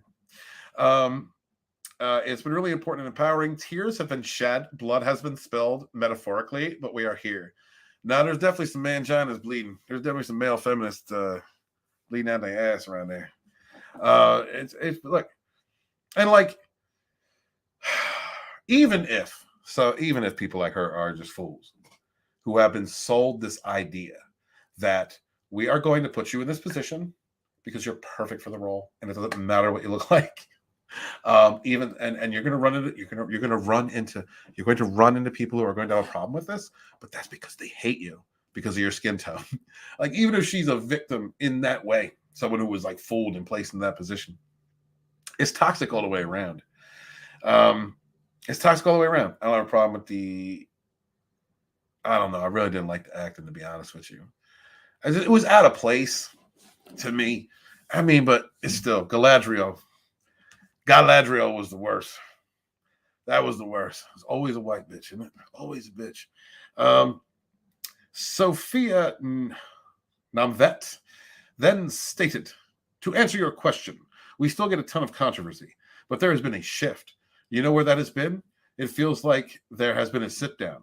No, y'all hired these fake ass fans and put them together. You got the people that don't care about fantasy. They were all dick suckers. They were all cocksuckers. And you put them together, and they all clapped and said about, I can't wait for what next moment is going to bring. I'm like, wow. Like, didn't even watch a show. Didn't even reference a show or a character or nothing. It's fake ass fans that got bought. Loud ass Twitter mobs that are leaving, hopefully, that love to stir up controversy and love to create problems. That's all that happened. That was the shift. It was as in like shit, like yeah, like that kind of shift. She elaborated. It feels like we had to prove ourselves almost. We had to defend ourselves, but it's undeniable that these people are in a position where they are deserve to be there and should be there. There was nobody else that could have played that role. There absolutely is somebody else that could have played that role. Enough with that. You're smelling each other's farts right now. You're just sniffing each other's farts, nose up the asshole, smelling each other's farts. Absolutely.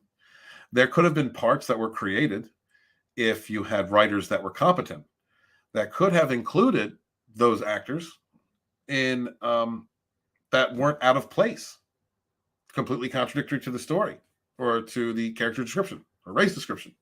No, but that didn't happen. It was just they were put there just to create controversy. I generally feel that there has been a shutdown. She added, I even had apologies, which I love, even if it was just one person acknowledging that the frame of mind was wrong. All right, here we go. Let's talk about this. That actress, okay, to be fair, if it wasn't for the role being cast wrong and being presented incorrectly as a fan, in my opinion, okay, those things set aside, yeah, she was funny. She was one of the best parts of that awful show. Yeah, in that respect, yeah, actress, no problem with the actress, no way that she pulled it off. But it was wrong. It was all wrong. All right, ain't no black doors. And wear the beard. Where the beard at, honey? You know what I mean? Like, I don't want to see females with beards. I think that's weird. But stay correct. It wasn't the acting. Again, wasn't the acting. It was the role casting. Shouldn't have been in that role. Could have created a whole nother role, whole nother race, whole nother something, put her in another, and I guarantee you she still would have been great. She would have adapted and she would have been great. It is what it is. First off, if there was any racist backlash, Variety did not provide any evidence of it, and neither has any of the actors. They're not, because it's not a racist thing. The racists are the people who made the show and projected it upon others. The people that the fans have legit complaints, problems, and issues with these shows. The official Lord of the Rings of Power Twitter account posted a message condemning racism. The cast was was allegedly receiving, but again, did not provide any evidence because they don't need evidence. Bullshitters don't need evidence, all right? They just need a victimhood status. When somebody's bullshitting, when somebody's creating a false narrative about someone else, they don't need proof. They are a victim. They're going to point the finger. They're going to manufacture a problem in their heads, why they're the victim of something, talk to other people to get the echo chamber, to make sure that they understand that they're a victim. I'm a victim. This person did something that they didn't do, that I'm saying, but this is why. This is all that they've been doing for years. I'm just tired of hearing it.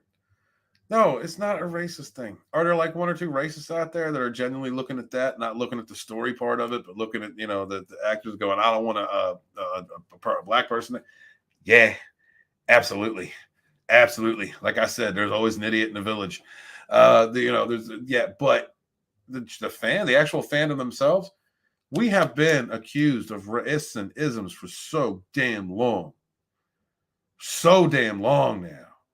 Starting with Star Trek, just that awful ass Discovery. That's Kurtzman Trek. That's not Star Trek. That's not a vision of the future.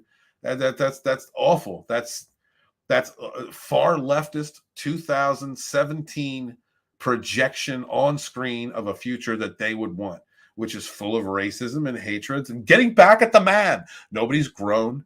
We didn't go through a great calamity like World War III in that storyline, which taught humans, we might want to start working together or else we really will wipe ourselves out.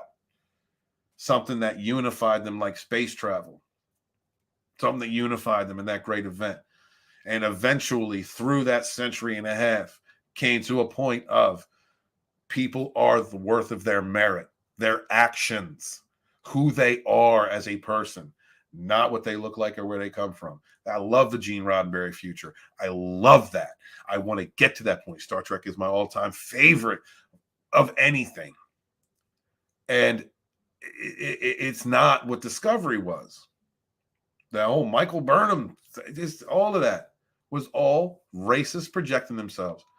Bullshitters creating a false product, just completely appropriating something that we loved and mishmashing it and turning it into a perversion of what it was in order to point the finger at others, to create an anger issue, to create a problem, to create a conflict with the fandom so that they can point the finger at the fandom and project their own bigotries at them. Bullshit artists. And they're the victim. Remember, the cast of Discovery, they are stunning and brave. They are the victims. God, I hate Kurtzman Trek. And we've been getting this. We've been getting it from Star Trek. Doctor Who fan has been dealing with it. I don't understand to what depth, which is why I'm glad I'm going to be having Doctor Who fans, true Whovians, like Nerdrotic and DJ Odyssey, helping me to put together that chapter for Fandom Menace Volume 2. This has happened everywhere. And now we see it in Lord of the Rings. And we've seen it in many others. We're tired of this projection. This is absolutely a projection. And this is why, thank God, the hashtag Twitter is dying or leaving. Goodbye, Twitter, or whatever. Go. You ain't going to go. All them people with that hashtag, they're like, I'm going to leave because they're totally going to take away our echo chamber. They're not going to push our propaganda to the forefront. They're not going to limit and shadow ban people who have wrong think, who don't think like us. They're not going to leave. You know the problem with the toxic people? They need toxicity to thrive. Toxic people need an issue. They need to manufacture a problem, create a problem so that they can project their self-hatred, their anger, whatever it is they worked on in themselves on someone else because they got a fragile ego. They can't face who they are or fix themselves or deal with whatever illnesses they got in their head, whatever problems they've been through in life, whatever they're dealing through. It's got to be somebody else. Somebody else is the issue. And they'll project that shit. And the smart ones will turn right around, understand what they're doing, and project that on someone else too. Project it on their target, on their victim. And that's exactly what we've been dealing with. Like, I understand that people saying I'm a survivor of abuse or I'm a victim, or I understand that, like, a lot of the words in our culture, a lot of the terminology that we have been using that meant something before, like racism, have been overused or misused or appropriated in a way and presented in a way that it has changed the meaning of the word almost. It has changed the perception of the word, not the meaning, the perception of that word. So a lot of people out there don't want to say, yeah, I'm not a victim. I ain't a victim. I ain't weak, or whatever the case may be. Like, I understand. But listen, there is no doubt in my mind that we as fans of original content are the victims of harassment and abuse from people like this, from these actors, from these producers, from far leftists, from these Marxists in Hollywood, from Disney. We absolutely are. We have been dealing with consistent aggression from them for years. That's why this backlash exists. Why did the backlash initially take hold? Why did the Fandom Menace initially take hold? And why are there channels that have come from that time and have grown and are still around, and still more channels being made? Because all of us innately recognize this, whether you want to call yourself a target or a victim or and abused by these whatever the fuck.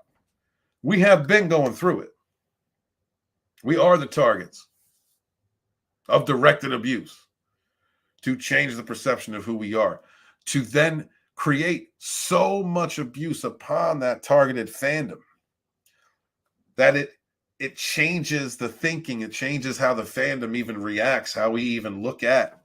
They want to destroy our love for Tolkien. That's what Lord of the Rings wants to do. It wants to destroy our love for Tolkien, how we see Tolkien's work, what we love about the originals. They want to abuse us to the point where we can't look at it. How many Star Wars fans do you think went through that mockery, Kathleen Kennedy and Ryan Johnson and J.J. Abrams and Pablo and all them asshole people over there, whether they believe in the rhetoric they spit or not? How many Star Wars fans had an issue going back and looking at the original trilogy after that? Probably didn't admit it, but had an issue watching it because, to a degree, with who owns the franchise now, and it ain't Star Wars, but whoever owns Lucasfilm now, that's where it ends up. That dumpster fire, that complete disrespect of what Star Wars was, that's where it ends up. How many people had a problem? This is why these types of toxic people can harass, target, and do what they do. Make no mistake, y'all. All of us who have been fighting for our modern myths, we are all the survivors of targeted abuse. That's what it is, my man. Don't think that it ain't. It's okay if you don't, if that makes you feel uneasy, if you're like, nah, I can't do this. But that's what it is. And speaking of that,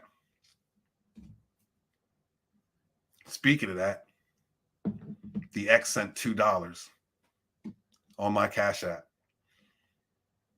to remind me she's there, to remind me she don't care, to remind me she's still hoovering, and to try and trigger me into that abuse that I went through from her.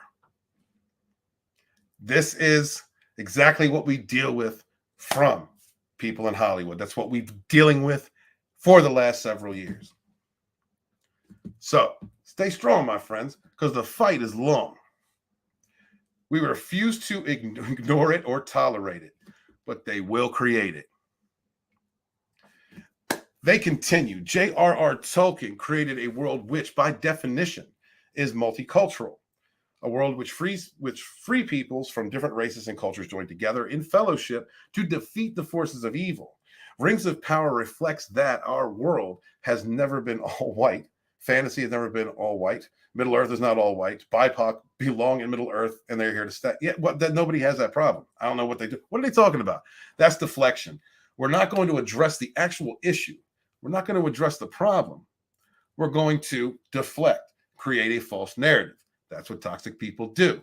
They do not admit what they have been doing. They shift and project. Shift blame, project it into some other direction. That's exactly what they're doing. Class toxic, just perfect example of toxic behavior. In conclusion, they wrote, finally, all our love and fellowship go out to the fans supporting us, especially fans of color who are themselves being attacked simply for existing in this fandom.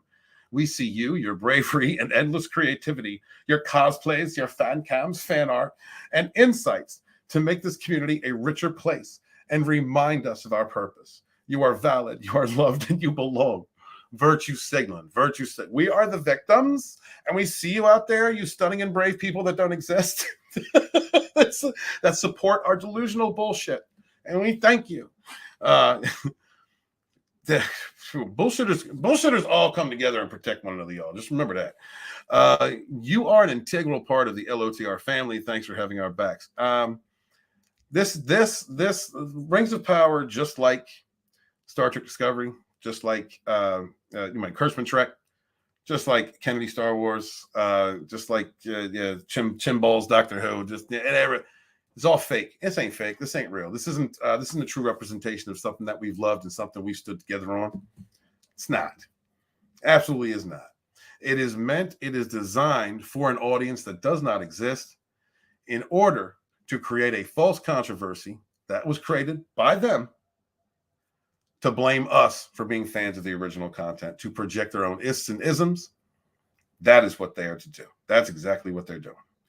What was occurring is that people were criticizing Lord of the Rings, Rings of Power, race swapping, and the complete abandonment of Tolkien's work to push evil intersectional woke politics. Yes. One of the biggest critics of the show, YouTuber Just Some Guy, subscribe to Just Some Guy. I used to watch him all the time. I got to check him out. Amazon to test these points in the video we published back in March. The video states the point of Tolkien's stories is to be English in design and effect. And Middle-earth reflects that in its cultures, languages, and appearances to its races. To change this, to remove the Englishness, or really the whiteness from Tolkien's stories, is to undermine the very purpose of his works. It should be obvious that this will be the result of the backlash, but for some reason, after watching fans reject every attempt at playing politics with major franchises like Star Trek, Star Wars, Doctor Who, and the MCU, Amazon decided to inject progressive politics into their show, along with playing loose and fast with the lore. He continued, and were shocked when fans gave them the one-finger salute. So they began the apologia, first an interview with Amazon, and then the media outlets, and now by people claiming to be super fans of Lord of the Rings experts. God, the Harfoots. That's so... I can't even with that. Criticizing a show for race swapping its characters is not racism, no matter how much Prime Video and these actors want it to be. No, the fault is that these actors the fault is with these actors in Prime Video. They chose to radically alter Tolkien's work in both how the characters look and appear, as well as in the substance of the storytelling. As Eric July noted in video uploaded in 2021, let's talk about those actors and actresses real quick. These guys have absolutely no integrity, which is why you should not take them seriously in their advocacy for definitely something on a subject matter of race. He added, they take gigs I don't think people seem to understand, or rather, they lose sight of that. Guys, check out Eric July, another independent creator in the community. Love watching Eric. So, yeah, let's go back to the chat and let me know what y'all think. What do y'all think of this? Here we go. Yes. All right. No, we rights. He says no. Get it right. White liberals, Karens. Absolutely Karens. Ain't no doubt about that. Give me a moment, y'all. Give me 1 moment. Bullshit. Yeah, right. There he is. And bam. There we go. All right. Let's get rid of that troll real quick. Never create boundaries, y'all. There we go. Create boundaries, y'all. Send a link to Discord. Thank you very much. Let's see. Been making some shorts and they've been blowing up. Good. Shorts are the way to go. Absolutely. Please make sure to. Yeah, guys, if you have a channel right now, shorts being pushed in the algorithm. I mean, I was told that months ago by Culture, but there's been channel. Mr. Grant Gregory, like his channel blew up. He put like 50K from shorts. God, trust me, you want to do those. The most I've gotten, the most views I've gotten has been from my shorts. And not that I'm putting out many videos, but we'll be changing that. We'll be doing a series on Star Trek, why I love Star Trek. And that's something I've always wanted to do. I am no longer not doing content because it might hurt the fifis of people who are not my friends. Let's see. Papa Cotton, what is up, brother? He says, black liberals are just as bad as white ones. Woke is woke. Absolutely. There's no doubt about that. One man said, dropped a few bucks on your GoFund. Dude, thank you so much, One Man Show. I greatly appreciate you. Thank you so much. I will check it if there's anything you wanted. You want me to talk about a topic or to do a tarot card reading, I will do that for you. Thank you so much. DJ Ann says, oh boy, you're Steve talking about trees. You know what? I am going to be putting out some products. I'm going to have some trees out there. I'm going to embrace the druidic side of myself. And there's going to be some cups and chirps out there. Where's her beard? Exactly. Like, right. Where's her beard? Like, I want to see a beard on a bit. I don't want to see that, but I'm definitely into making sure that the lore is represented correctly. Like that was so obvious and overt One Man Show. That casting, so overt. What is up, Phil? Hail to you, brother. Good to see you. God, please check out Phil TMNT. Love your content on TikTok and Instagram. Please keep it up. My man, you are great. CJH says that killer asteroid, I hope it misses Earth. Yeah, well, I mean, if it wipes out 3/4 of the population and we get that Star Trek future, you know, it might be a good sacrifice. I don't know, CJH. Let's see. Well, World War III is World War III. I don't think that look, it would take a real madman to use nukes. That's a whole other conversation. I don't think that nuclear war will ever really happen. Maybe attack nuclear there, but really, what is the use of going and taking over another? What is the use of going to war? You go to war to take resources. You're going to destroy the resources if you use nuclear, the nuclear option. I have no idea. Phil TMNT, hail to you. Good to see you, brother. Give me 1 second. Give me 1 second. Thank you. All right. On this channel. There we go.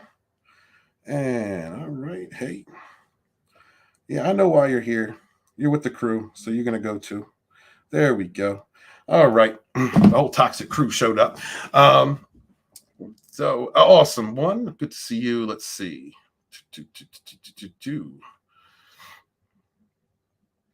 And what's up, Steven Saucedo? Hell, good to see you, man. It says these people who do interviews. Oh my gosh, Sparrows. Yeah, it's all about toxicity. It's all reaffirming a narrative, and they kiss their ass. That's why we got rid of the access media. That's why you need to support your indie creators, support your independent creators and content creators out there. It's getting to the point now, like it did in the very beginning, Steven, if you remember, it did in the very beginning. They would write articles about different channels. My little claim to fame is I got mentioned in the Washington Post. Alongside World Class. They are going to continue to protect the echo chamber. This is what bullshitters do. They protect the echo chamber. Got to protect that victimhood status. Got to deflect got to deflect. They are going to continue that for as long as they can. And this is why we need to support like Friday Night Tykes. We need to support Comics Division. We need to support Midnight Sedge. We need to support World Class. We need to support Geeks and Gamers, people who are out there giving another option to the spin that the access media creates. You got to take care of that. We need to be that backlash. And now that they are continuing to come after these channels, they're mentioning them again. They're talking about them again. They're doing news stories about them because they're threatened. The access media needs to go. They absolutely have to go. Let me see. Steven says story and character are number one, and that's what Amazon, Lucasfilm, and they all forgot it. They don't care about storytelling.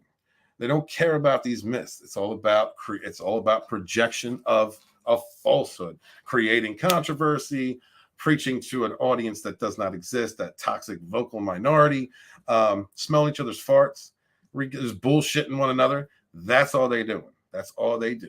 One man's show says, I watched the first 20 minutes of the first episode and there was more than enough for me. I got through like 10 minutes. no, I got through about 6 episodes. I think. I don't know. But I'm going to continue to watch them because the whole give me the meat and give it raw thing, that was great. That's one of the worst, the most gay, awful moments. Like, of all the cringe that we saw in that show, that was like, that's memeable. That is so memeable. DJ says he wants so your shorts, Breeze boxers. They're boxers, sir. They're boxers. Says we still need the coffee. I'll talk to Culture. Culture was going to do that. I will talk to him. But we'll see. The reading sounds entertaining. I'll do a reading for you. No problem. I'll do a reading for you. NWO might want to use nukes. I mean, all right, we're getting into the whole different conversation about population control. That's a whole other thing. We'll do another show and we'll talk about that. But that's a lot of politics to get into. I don't really want this channel to be a political channel. I want to do what I've always wanted to do. I want to talk about entertainments. What is up, Mr. Tickle Trump? Why all the liberal hate? I'm a Canadian liberal. I'm a liberal too, bro. I love the fellowship to death. Our modern myths are important to remain intact as and are they are. And we all should do our part. Absolutely. Stephen, you, me, and a few others. We are in here in the fight, surrounded by people who either don't care about the politics or, I wouldn't say conservative. There's a lot of big mainstay of conservatives, of course, because of the direction, the Marxist direction, the Marxist of hate politically. But there is something to be said. There's something to be said for not the independents. I can't think of the other political party. But liberals, it's hard. It's tough to be one of us, man. It's tough to be one of us in here. Looking great, Stephen. Thank you, Phil. Appreciate that. A little bit of man love. Thank you for the back kisses. I appreciate you. Stephen, yep. And that's why we as fans here on YouTube and other platforms need to stick together and create content of our own.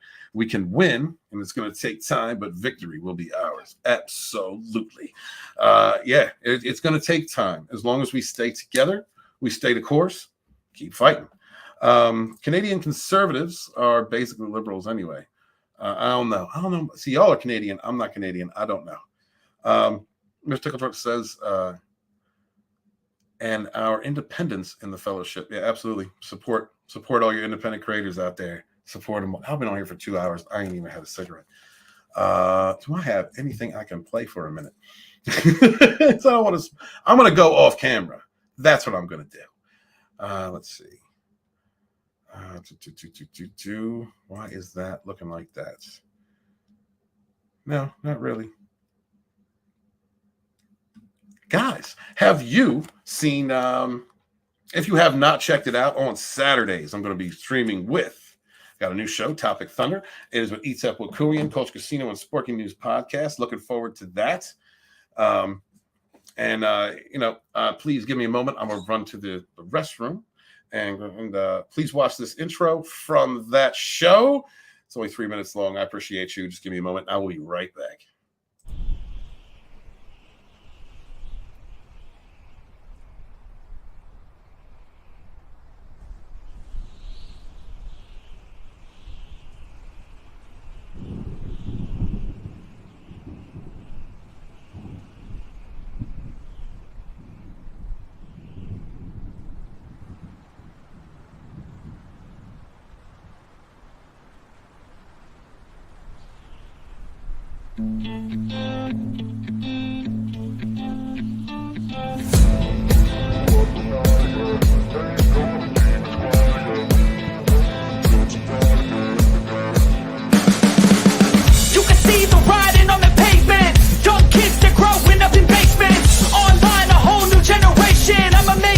You better go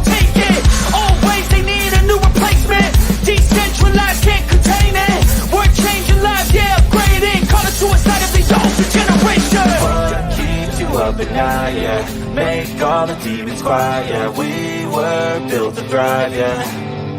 I think that we've all had enough. What keeps you up at night, yeah. Make all the demons quiet, yeah. We were built to thrive, yeah. I think that we've all had enough. Oh, yeah, I think that we've all had enough. Sick of dealing with the old plan. They know that we're calling it wrong. You got me like, oh, yeah, I think that we've all had enough. Sick of dealing with the old plan. They know that we're calling it wrong. Hey, it's too late to try to go contain it. A generation fueled by creation. We live lives on a small screen nation. We control the airwaves, no negotiation. I refuse to think we need saving. Something good will come from creation. And when we think that the world is too anxious, we'll adapt, evolve, survive, and save it. What keeps you up at night, yeah. Make all the demons quiet, yeah. We were built to thrive, yeah. I think that we've all had enough. What keeps you up at night, yeah. Make all the demons quiet, yeah. We were built to thrive, yeah. I think that we've all had enough. Oh, yeah, I think that we've all had enough. Sick of dealing with the old plan. They know that we're calling it wrong. You got me like, oh, yeah, I think that we've all had enough. Sick of dealing with the old plan. They know that we're calling it wrong. Hey, oh, yeah, I think that we've all had enough. Sick of dealing with the old plan. They know that we're calling it wrong. You got me like, oh, yeah, I think that we've all had enough. Sick of dealing with the old plan. They know that we're calling it wrong.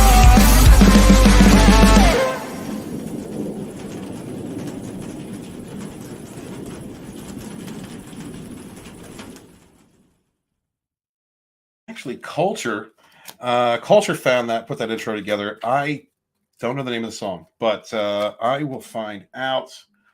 I remember he told me the band that it was, but I forgot. I am doing your cards right now, CJ. Give me a second. I'm off camera because I'm smoking. My bad. I just don't want to smoke on screen. DJ. He said, okay, time for me to get some sleep. Got to call it an evening, y'all. Talk to you later. Author Stephen Walton. Have to force myself to watch a couple more episodes of Nurse Who again tomorrow. Yo, man, thank you very much for doing all the work, putting all that into it, and being here, man. Thank you for your support. All right, I'm going to do a couple readings. One for CJH and one for One Man Show. And I appreciate y'all. All right, let me go back on screen. All right. Thank you. All right, CJ. All right.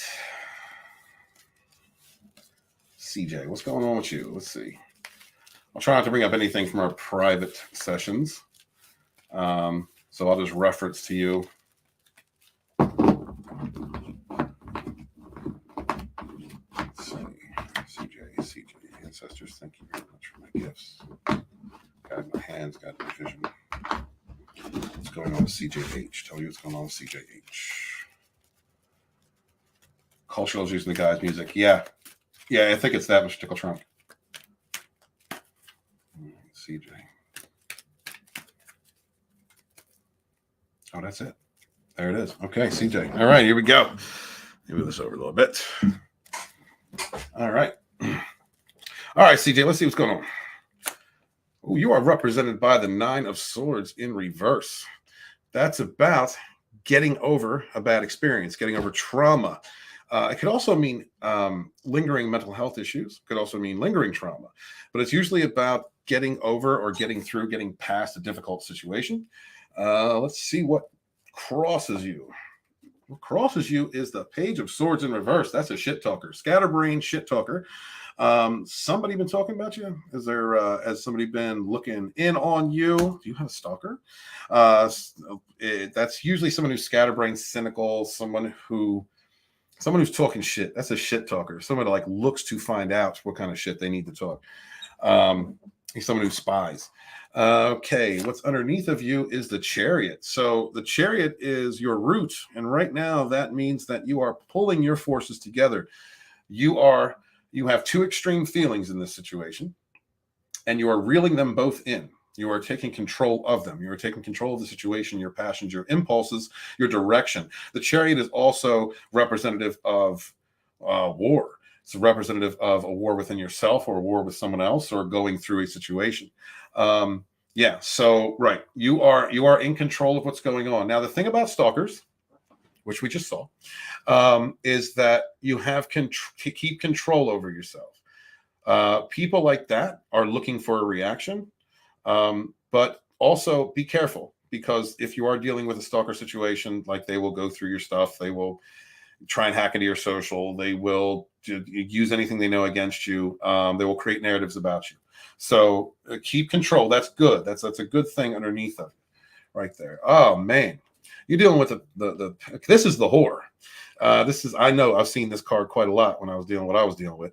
This is the Queen of Wands in reverse. The Queen of Wands, whether she is upright or reversed, stands for passion, fertility. It stands for like also creative inspiration. But when she is in reverse, this is I'm doing this reading for CJH, Mr. Tickle Trump. But this is represent. This is a nasty female. Your stalker's a female, isn't it?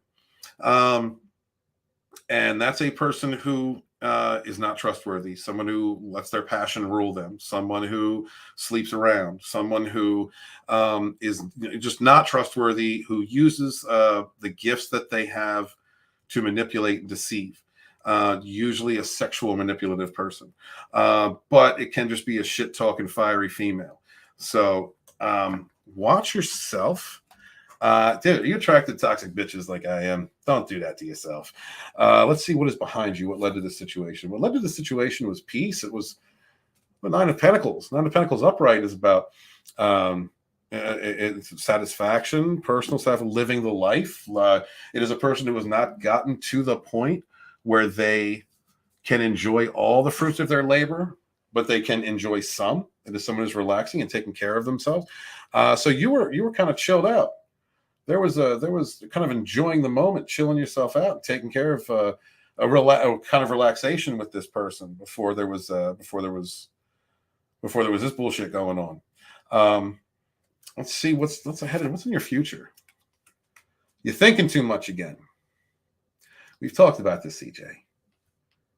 We've talked about this. We have talked about this. You're in your head. You're in your head. You're isolating too much. You need to talk to somebody. You're overthinking. Don't do that to yourself.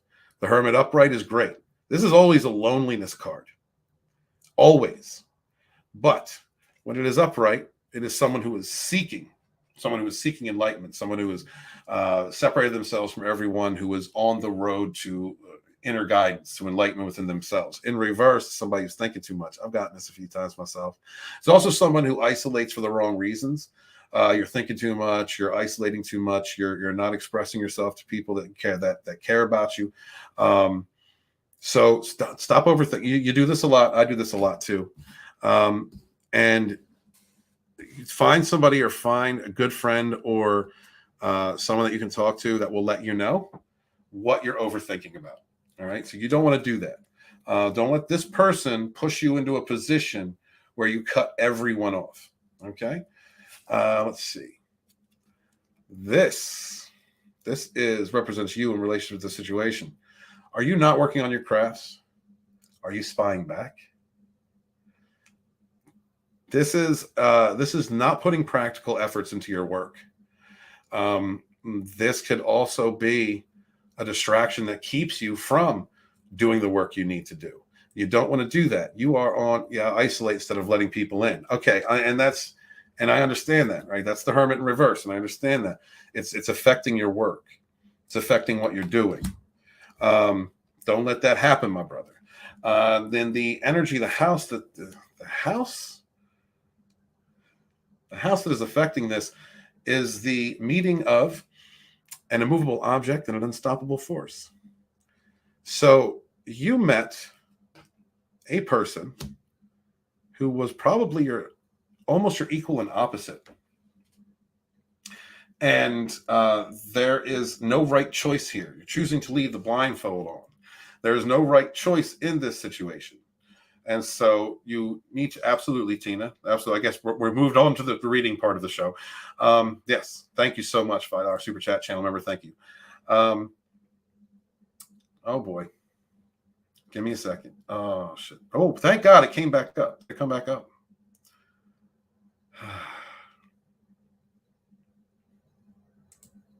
Give me a second, y'all. I'll be right with you. Did it work? All right, it came back. Okay. I got whammies getting thrown at me. It's okay. I'm used to it. Fuck y'all. So the Two of Swords in reverse, that's or the Two of Swords upright, that's like no right choice. That's like, hey man, have fun with it. Yeah, have fun with it, Stickle Charm. That is no right choice. You're being stuck. You feel stuck in the middle. It's also a person who's stuck in the middle between two bad decisions or two options, and you don't think that there's a right way to go, or there is a right way to go. But in the context of this reading, I think you are dealing with somebody who is not letting you go. And if you are dealing with that, you need to make the choice. It is affecting your work. It is affecting your head. It is affecting your craft. Do not allow this situation to stop you from doing the things that you need to do. Hopes and fears. We got. I got to slow down here. The Eight of Wands in reverse, that talks about a slowdown. The Eight of Wands always is about patience. And you are impatient. Your fear is being impatient about something or something slowing down. Do you crave this toxicity? If so, that's because you're overthinking it. Think about yourself first. Create your boundary. Get rid of that stalker. That's what you need to do. The outcome for this is the Six of Pentacles. Six of Pentacles is about unfair power dynamics. This is either you're the giver or you're the beggar. I've seen this card a lot too, usually like this. But this card represents charity and giving. Giving your, it is about, giving monetary or support. Pentacles also covers relationships. It also covers because they're considered investments. We invest ourselves in the coins of life. And so this also represents, this could be being used. It's also being charitable. There's an unfair power dynamic going on around you at the moment. You are overthinking things and you are not seeing clearly what you need to do. You feel like you're stuck in the middle of two decisions. You're not stuck. Even if they're both bad options, even if it doesn't matter which direction you go, you've got bad options. It's yes. Okay. And it's crazy. This is crazy, CJ, because this is the type of reading that I get with the undesirable who came through my chat earlier. This type of reading I get. These types of people spy on you. Like I said, they try to manipulate. They're going to lie about you. They're going to project all of their ills on you. They're going to create false narratives. They're not going to take responsibility for their actions, and they're going to shift and deflect what they have done to you. And they're looking for, and this person's looking for a free lunch. That free lunch could be toxicity, could be the recognition of them to feed their toxic cycles. Don't do it. Let me see what covers this. Strength. So you got some strength coming in. I think you're going to understand. You're going to understand what's going on right now. You're going to understand eventually. And I hope that's because you stopped overthinking things. You begin to take the advice of friends, someone who's letting you know you're overthinking the situation. Cut the ties with toxicity. You do not want ties with toxicity. You don't want ties with a toxic person. Cut it out, my brother. You have a good heart. Like me, you overthink. Don't allow yourself to do that, my friend. Good luck, sir. And we'll do this later. He says, I have a friend who is connected to the stalker, so I think that's the reason. You need to really value check whether that person is a friend. Toxic people come together in groups. They reinforce one another. They reinforce their negative. They reinforce. And it's an echo chamber, just like I was talking about earlier in the show about toxic people, fake friends. Those types, they reinforce their own echo chamber. That like attracts like, and they'll eat each other in the end. That's why you just cut them off and you step away, because they'll destroy each other in the end. They don't have no loyalty to nothing but themselves, their own toxicity. what you do is really look at whether or not that person is a friend. If that other person is toxic and they're doing you harm, and there's somebody who's like, yeah, but they never did that to me, they're toxic. Cut them out. Cut them out. Cut out the cancer, my friend. That's the way you got to roll with it. All right, we're going to go up to One Man Show. One Man Show, are you still here? Say something in the chat if you're still here, because I promised you a reading for the donation. Thank you very much. Yep. Also, guys, check out Steven Saucedo's Film and Gaming. Yo, what's up, Red? How you doing, Red Gaze? Howdy to you. Good to see you, man. Thank you for stopping by. Yeah, I was doing fishing about entertainments earlier, but now I'm fishing for money, Red. My car broke down of all damn things, and I don't have a savings because you know who took all that. You know who took all that money. So I need to. Honestly, it ain't even that. Let me stop with that. It's not even that this time. This time it's I'm not going back up north. I have the option to go back up north, but I'm not going back up north because there's nothing there right now for me. It's all toxicity. It's all bullshit. It's all a continuous cycle of bullshit. I need to set my roots down in Florida, which is something I should have done in the first place, and had the original plans when I moved here followed through to fruition, I would have never had it to go back up there because everything I would have wanted at that time is here. Thank the gods it's not here. I'm a much more healthy and happy person without any of that in my life.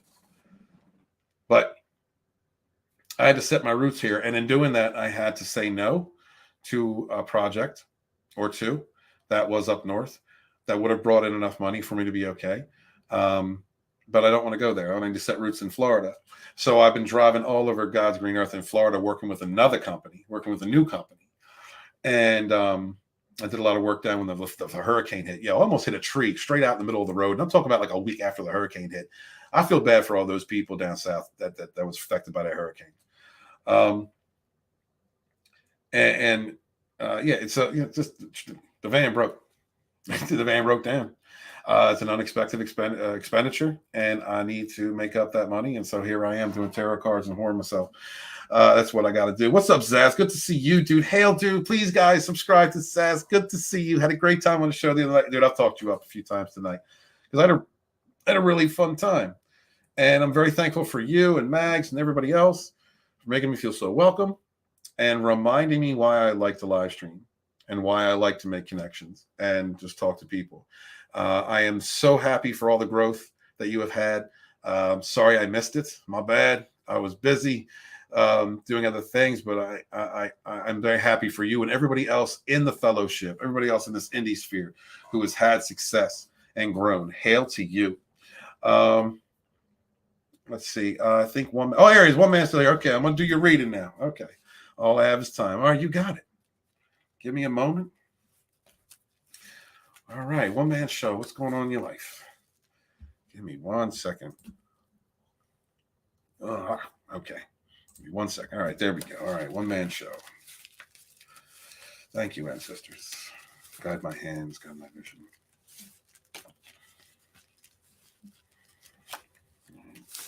One Man Show. What's going on with One Man Show? Tell me about One Man Show. What does he need to know? What does One Man Show need to know? What does he need to know? Thank you, ancestors. Thank you for my gifts. I appreciate my gifts. Thank you for my connection to the divine. Thank you to the peace within my soul. Thank you for my guardian spirits. Thank you, ancestors, for being with me. Thank you for my gifts. Thank you for my sight. What does One Man Show need to know? One Man Show. Y'all are getting me. I'm not even trying to read tarot on my channel no more. One Man Show. One Man Show. One more. A little bit more. A little bit more. One Man Show. What do I need to know? What does he need to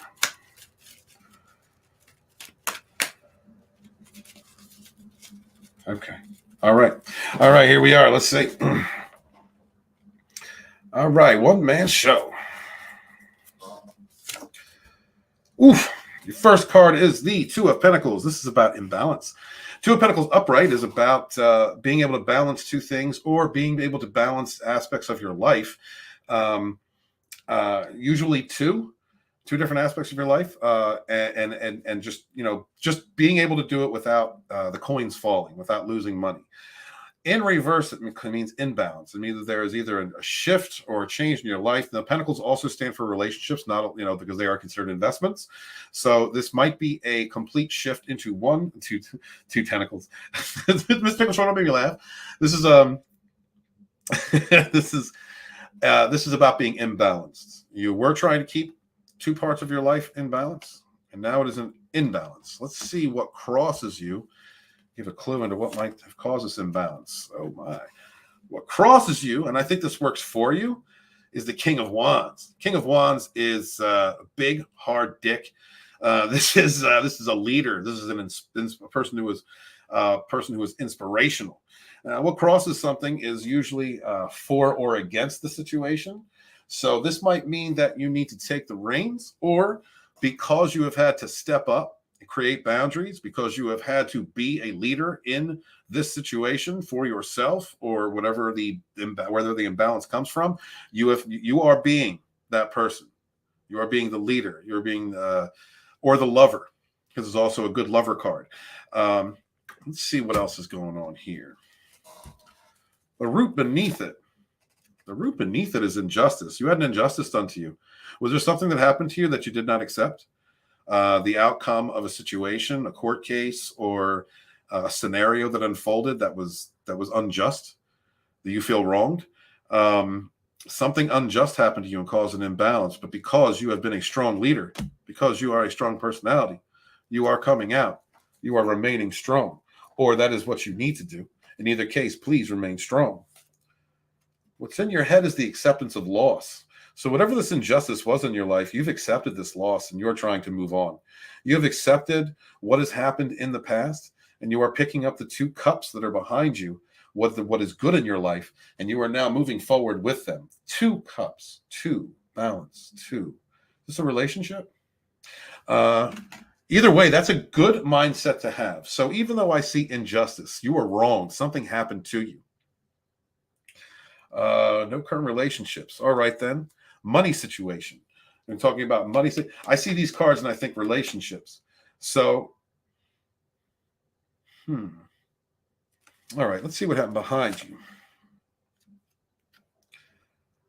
Queen of Pentacles in reverse.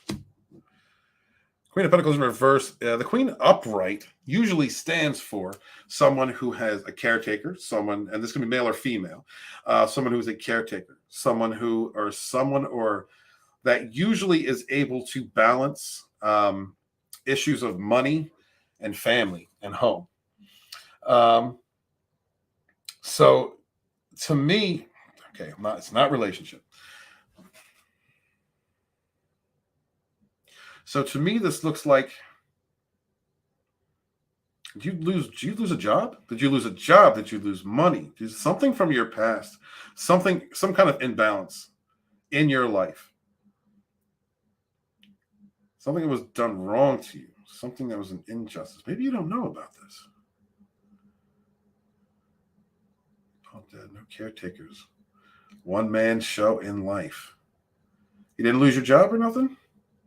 Like a failed investment? Did you lose money? All right, let me look forward. Because this is forward. That's about transition. 8 of Cups is about transition and moving forward. It's about acceptance and getting over what you need to. It's about actually going on a spiritual journey and going forward in life. No. Maybe I'm reading this wrong. So you have everything's good in your life. Everything's good, one man show. Everything is good. There's no imbalance in your life. There's no acceptance there's nothing that you've had to accept and move forward to. No injustices. I'm trying to groom in a transition, right? I mean, that's just what I see. That's just what I'm seeing. I mean, this is not a negative reading. This is about getting over something in your life. It's a choppy. It's about getting over something in your life and moving forward and going and accepting who you are, accepting what took place, and then moving forward with the transitions you need. It's actually a healthy reading. Maybe. I don't know. Let's take a look. End of fights. Five of Swords is about the end of conflict. An end of conflicts could be an inner conflict. This could be someone conflicting with you, someone fighting with you. There's definitely an ending to there's an end to a conflict here. This is about the end of conflict. And if because this is perseverance. I'm reading perseverance. As if something bad happened to you. Maybe. And this is the Nine of Wands in reverse. Nine of Wands in reverse is about not being able to trust. Not being able to trust someone. Let me know. One man show. Do me a favor. All right. Maybe there's a wire crossed. But let me know if you know him on Twitter at Lodonis. Let me know if you find out at some point in the near future that someone crossed you. Because that's what I'm reading. That's what I'm reading. There's an imbalance caused in your life. It says you're strong. It says you're moving forward. There was an imbalance or a crossing in your life. Oh, you don't use Twitter? All right, next time you come through one of my shows, let me know if you found out somebody came at you. Be aware. Don't manifest the shit, but just be aware. Keep your eyes open, because that's what I'm seeing, dog. That's what I'm seeing. The Ten of Wands and hopes and fears, that is about getting over, that is about being able to carry the weight of your responsibilities. The final outcome is the Four of Pentacles in reverse. That's about greed or protecting yourself, which one would do if they'd been betrayed and felt betrayed and was struggling with a situation, came to the point of acceptance of an unfair situation and moved forward. Let me know. I'm interested in one man show. Let me know. You might be right. No relationships. Wires were crossed. Maybe.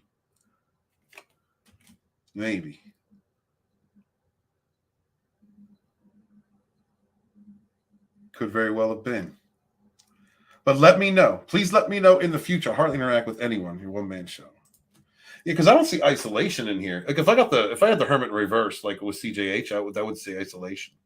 I hardly interact with anyone. No one is currently grinding an axe toward me. Okay.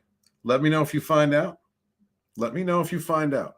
If it calls you questions of self-love or questions of your own integrity, let me know. All right? In the future. And at some point, I'll give you a StreamYard link. If you want to, we'll do this in private. We'll do it in private. Because that's what I'm getting. I'm getting an injustice, getting over that, moving past it. Personal strength, leadership, and fortitude. Yeah, that's what you're doing. That's what you're doing. Glad your shirt's still on. So I got no sleeves. Does that count? All right, Tina, where you at, baby?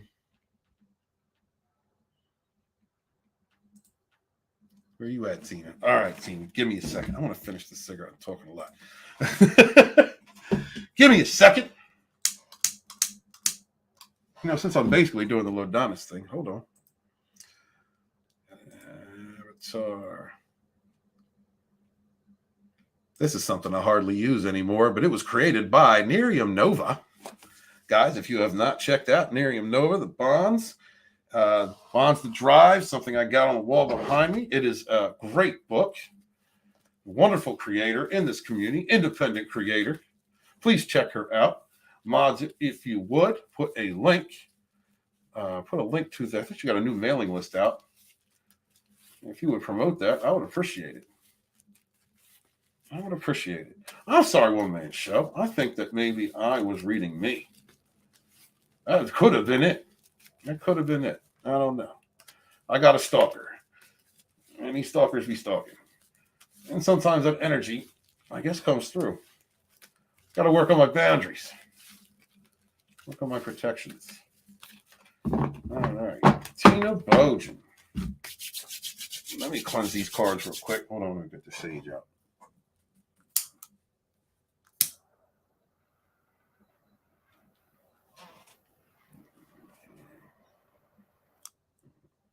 Clean these cards. Give me a second, y'all. Just want to cleanse them. Hey to you guys, thank you so much for being here. I am doing this stream because I'm begging for money. My car broke down and I don't have the funds to fix it at the moment because I am not taking lucrative contracts up north. I am staying in Florida and I am working with a new company. And doing that, when you start with a new company, you know, you don't get the best assignments. So I've been keeping above water, but the balance broke. That might have been my reading. Shit, one man show. That might have been my reading. I'm sorry. Just let me know if anything happens in your life. Let me know if something relative to what I was talking about happens in your life. I feel like you got cheated because that might have been me. That might have been my reading. And in which case, that's a positive thing. Actually, getting over an injustice, being able to move forward, letting go of the past, being a leader, either through imbalance, accepting and taking a transition and moving forward. Yeah, that's actually a pretty good reading. All right. These are cleansed.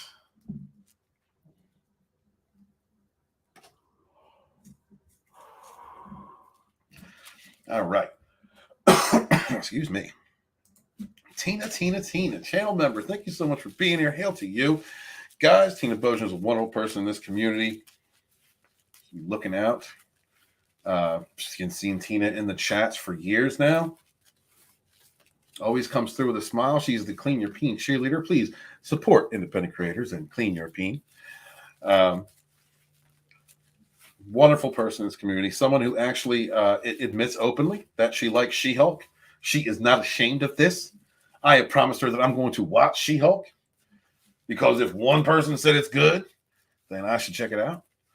Tina Bojan, thank you so much for supporting us. Thank you so much for being here. Tina.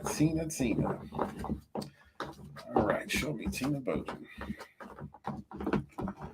Show me Tina. Show me Tina. And I don't mean that in a sexual way. It's spiritual. It's all spiritual. All right, Tina Bojan. Go down here. Making sure I had trolls earlier. All right. That's right. You see this? That's it. All right. Tina Bojan. Show me Tina Bojan. Show me Tina Bojan, ancestors. Give me clarity. I'm looking for Tina. Show me Tina. Show me Tina. All right. Let's see what we got. Yeah, well, I read myself again. We'll see one, man. All right, Tina. Tina, we got the Queen of Swords in reverse. Queen of Swords in reverse is a manipulative and cruel person. Someone who lies. Someone who...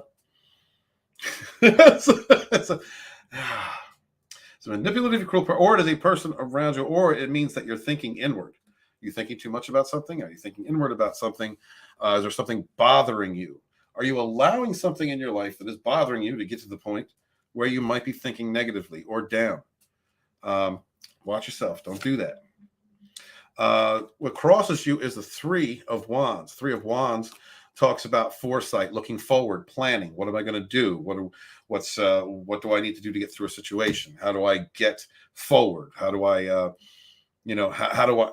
It is about a person who has built something in their life. The one is an inspiration. Two is making plans to move in a direction. Three is looking across what you have already built, the one and the two combined, and then having the foresight to say, okay, what's the next step? What is the transition that I need to make in order to move forward, in order to get over this hurdle? Don't let that make you negative. Whatever it is that's coming in your life, whatever that's making you feel down, whatever that is, don't let that keep you down or make you seem negative. The Eight of Swords is what's underneath of you. The Eight of Swords talks about feeling trapped or feeling victimized. It's also feeling about a victim of a situation, or like what is going on. Why is this happening to me? You don't want to get stuck in that.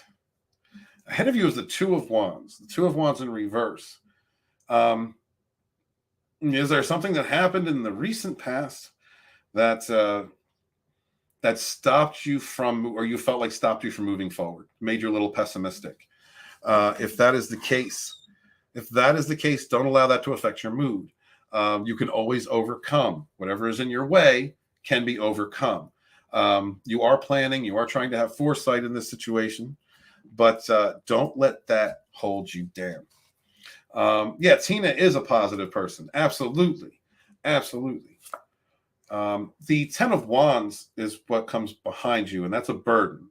Like some kind of a burden was placed upon you. Maybe something you didn't feel was necessary, or maybe you're like the breadwinner. There's a situation that came into your life, or maybe you just feel weighed down by responsibility, which is making you a little pessimistic. Not negative, but don't let that make you negative. Never allow that to make you negative. Because once you do that, once you start down the dark path, there is, forever will it dominate your future. That's not exactly true. You can always come back from negative thinking, but whatever stresses it is that is on you, that you feel like has set you back, that has forced you to think ahead. I don't know if you've always been a person who thinks ahead and who's a forward thinker, but there is a path. There is a path forward. There is a path forward. You're going to have to fight for it. You're going to have to fight for it. There's the Five of Swords again. You're going to have to get down to the nitty gritty. You might have to cut some bills. You might have to tell some people what it is. You might, whatever you need to do, to plan and move forward in your life, whatever you need to get over this hurdle, it will happen. But you're going to have to fight for it. This has to do with money or relationships.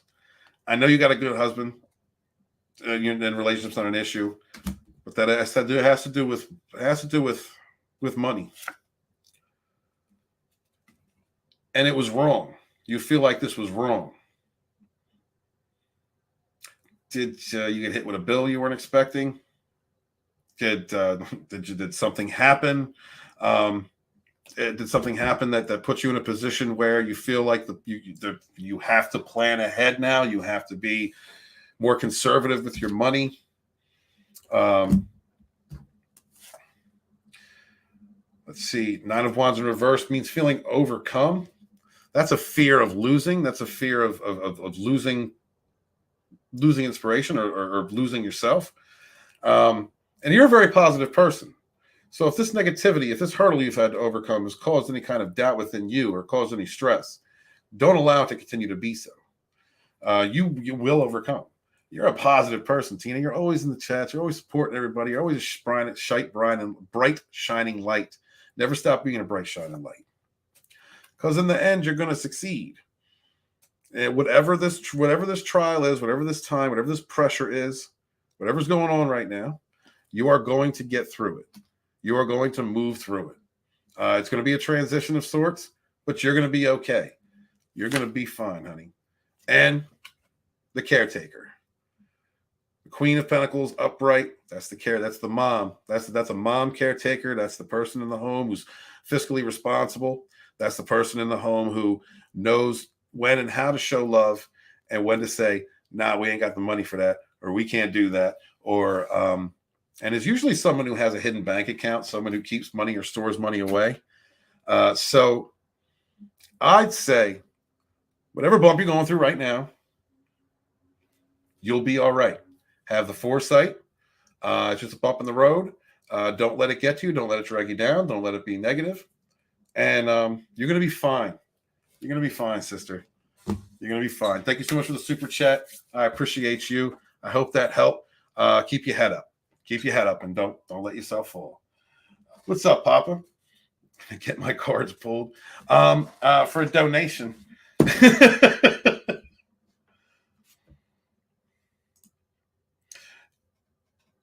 I mean, that talks about money, and that symbolizes the entire situation.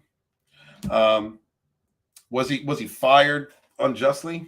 Was he fired without good cause?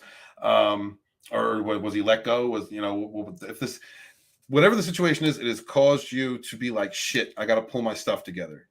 And it's made it's made you a little sour inside, but don't let it. Don't let it drag you down. Right? Just injustice. Don't let it drag you down. You will get over. You will get over that. About other members in the chat. Well, maybe on the member stream this weekend.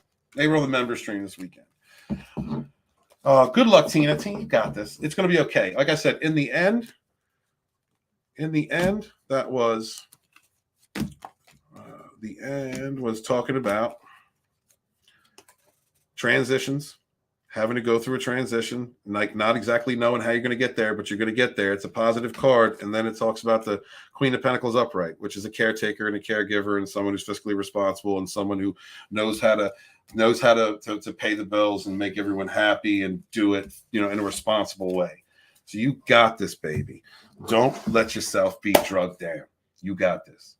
Thank you guys so much. I've got to get up and walk to this vehicle tomorrow, and one last ditch effort to try and get it fixed before I have it towed.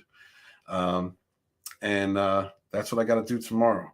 So I'm gonna thank you guys so much for everybody for being here. One man, let me know if that rung true at all. If it did not, I will read you again. I'll do it in private. We'll see what's up. But I appreciate you guys. Thank you so much for being here. My love to y'all. Thank you for just hanging out. Red, good to see you. All the people that came through, I appreciate you, with the exception of the trolls. People just want to hurt other people. There's some baby stalkers out there. Be good to each other, my friends, and suffer no fools. You're going to see me tomorrow. I guess technically it will be tomorrow on Rogue Entertainment. Got a member stream coming up at 4 p.m. Rogue Entertainment at 5 p.m. And then I'm going to have Topic Thunder at 11:05 with Etep Wukuian, Sporker News Podcast and Culture Casino. Looking forward to present that to you guys, being with some good people, having one topic for 1 hour, and just shooting the shit. Thank you to Horny Al. Thank you to Steven Salcido. Awesome one. Thank you to Papa. Thank you to CJH, to Tina, Red for showing up. Thank you to Zaz for showing up, man. I appreciate all you guys. Thank you so very much. If you would, please share out links to the GoFundMe. And like I said, just like the last one, when I get to a point, like I don't know exactly what the cost is going to be right now. So far for everything I've had to do, we've spent about $450 so far. But if it gets to a point where the costs are covered and everything's good, I'm just going to cancel the GoFundMe. I just put it at 25 because I figured if it's transmission, which it's looking like it is, that and cost is, that cost and labor and the parts that I've already bought to try and fix this thing. It's going to be upwards around there. But I thank you guys so very much for being here, for giving me a hand. Don't listen to them haters. Support independent creators.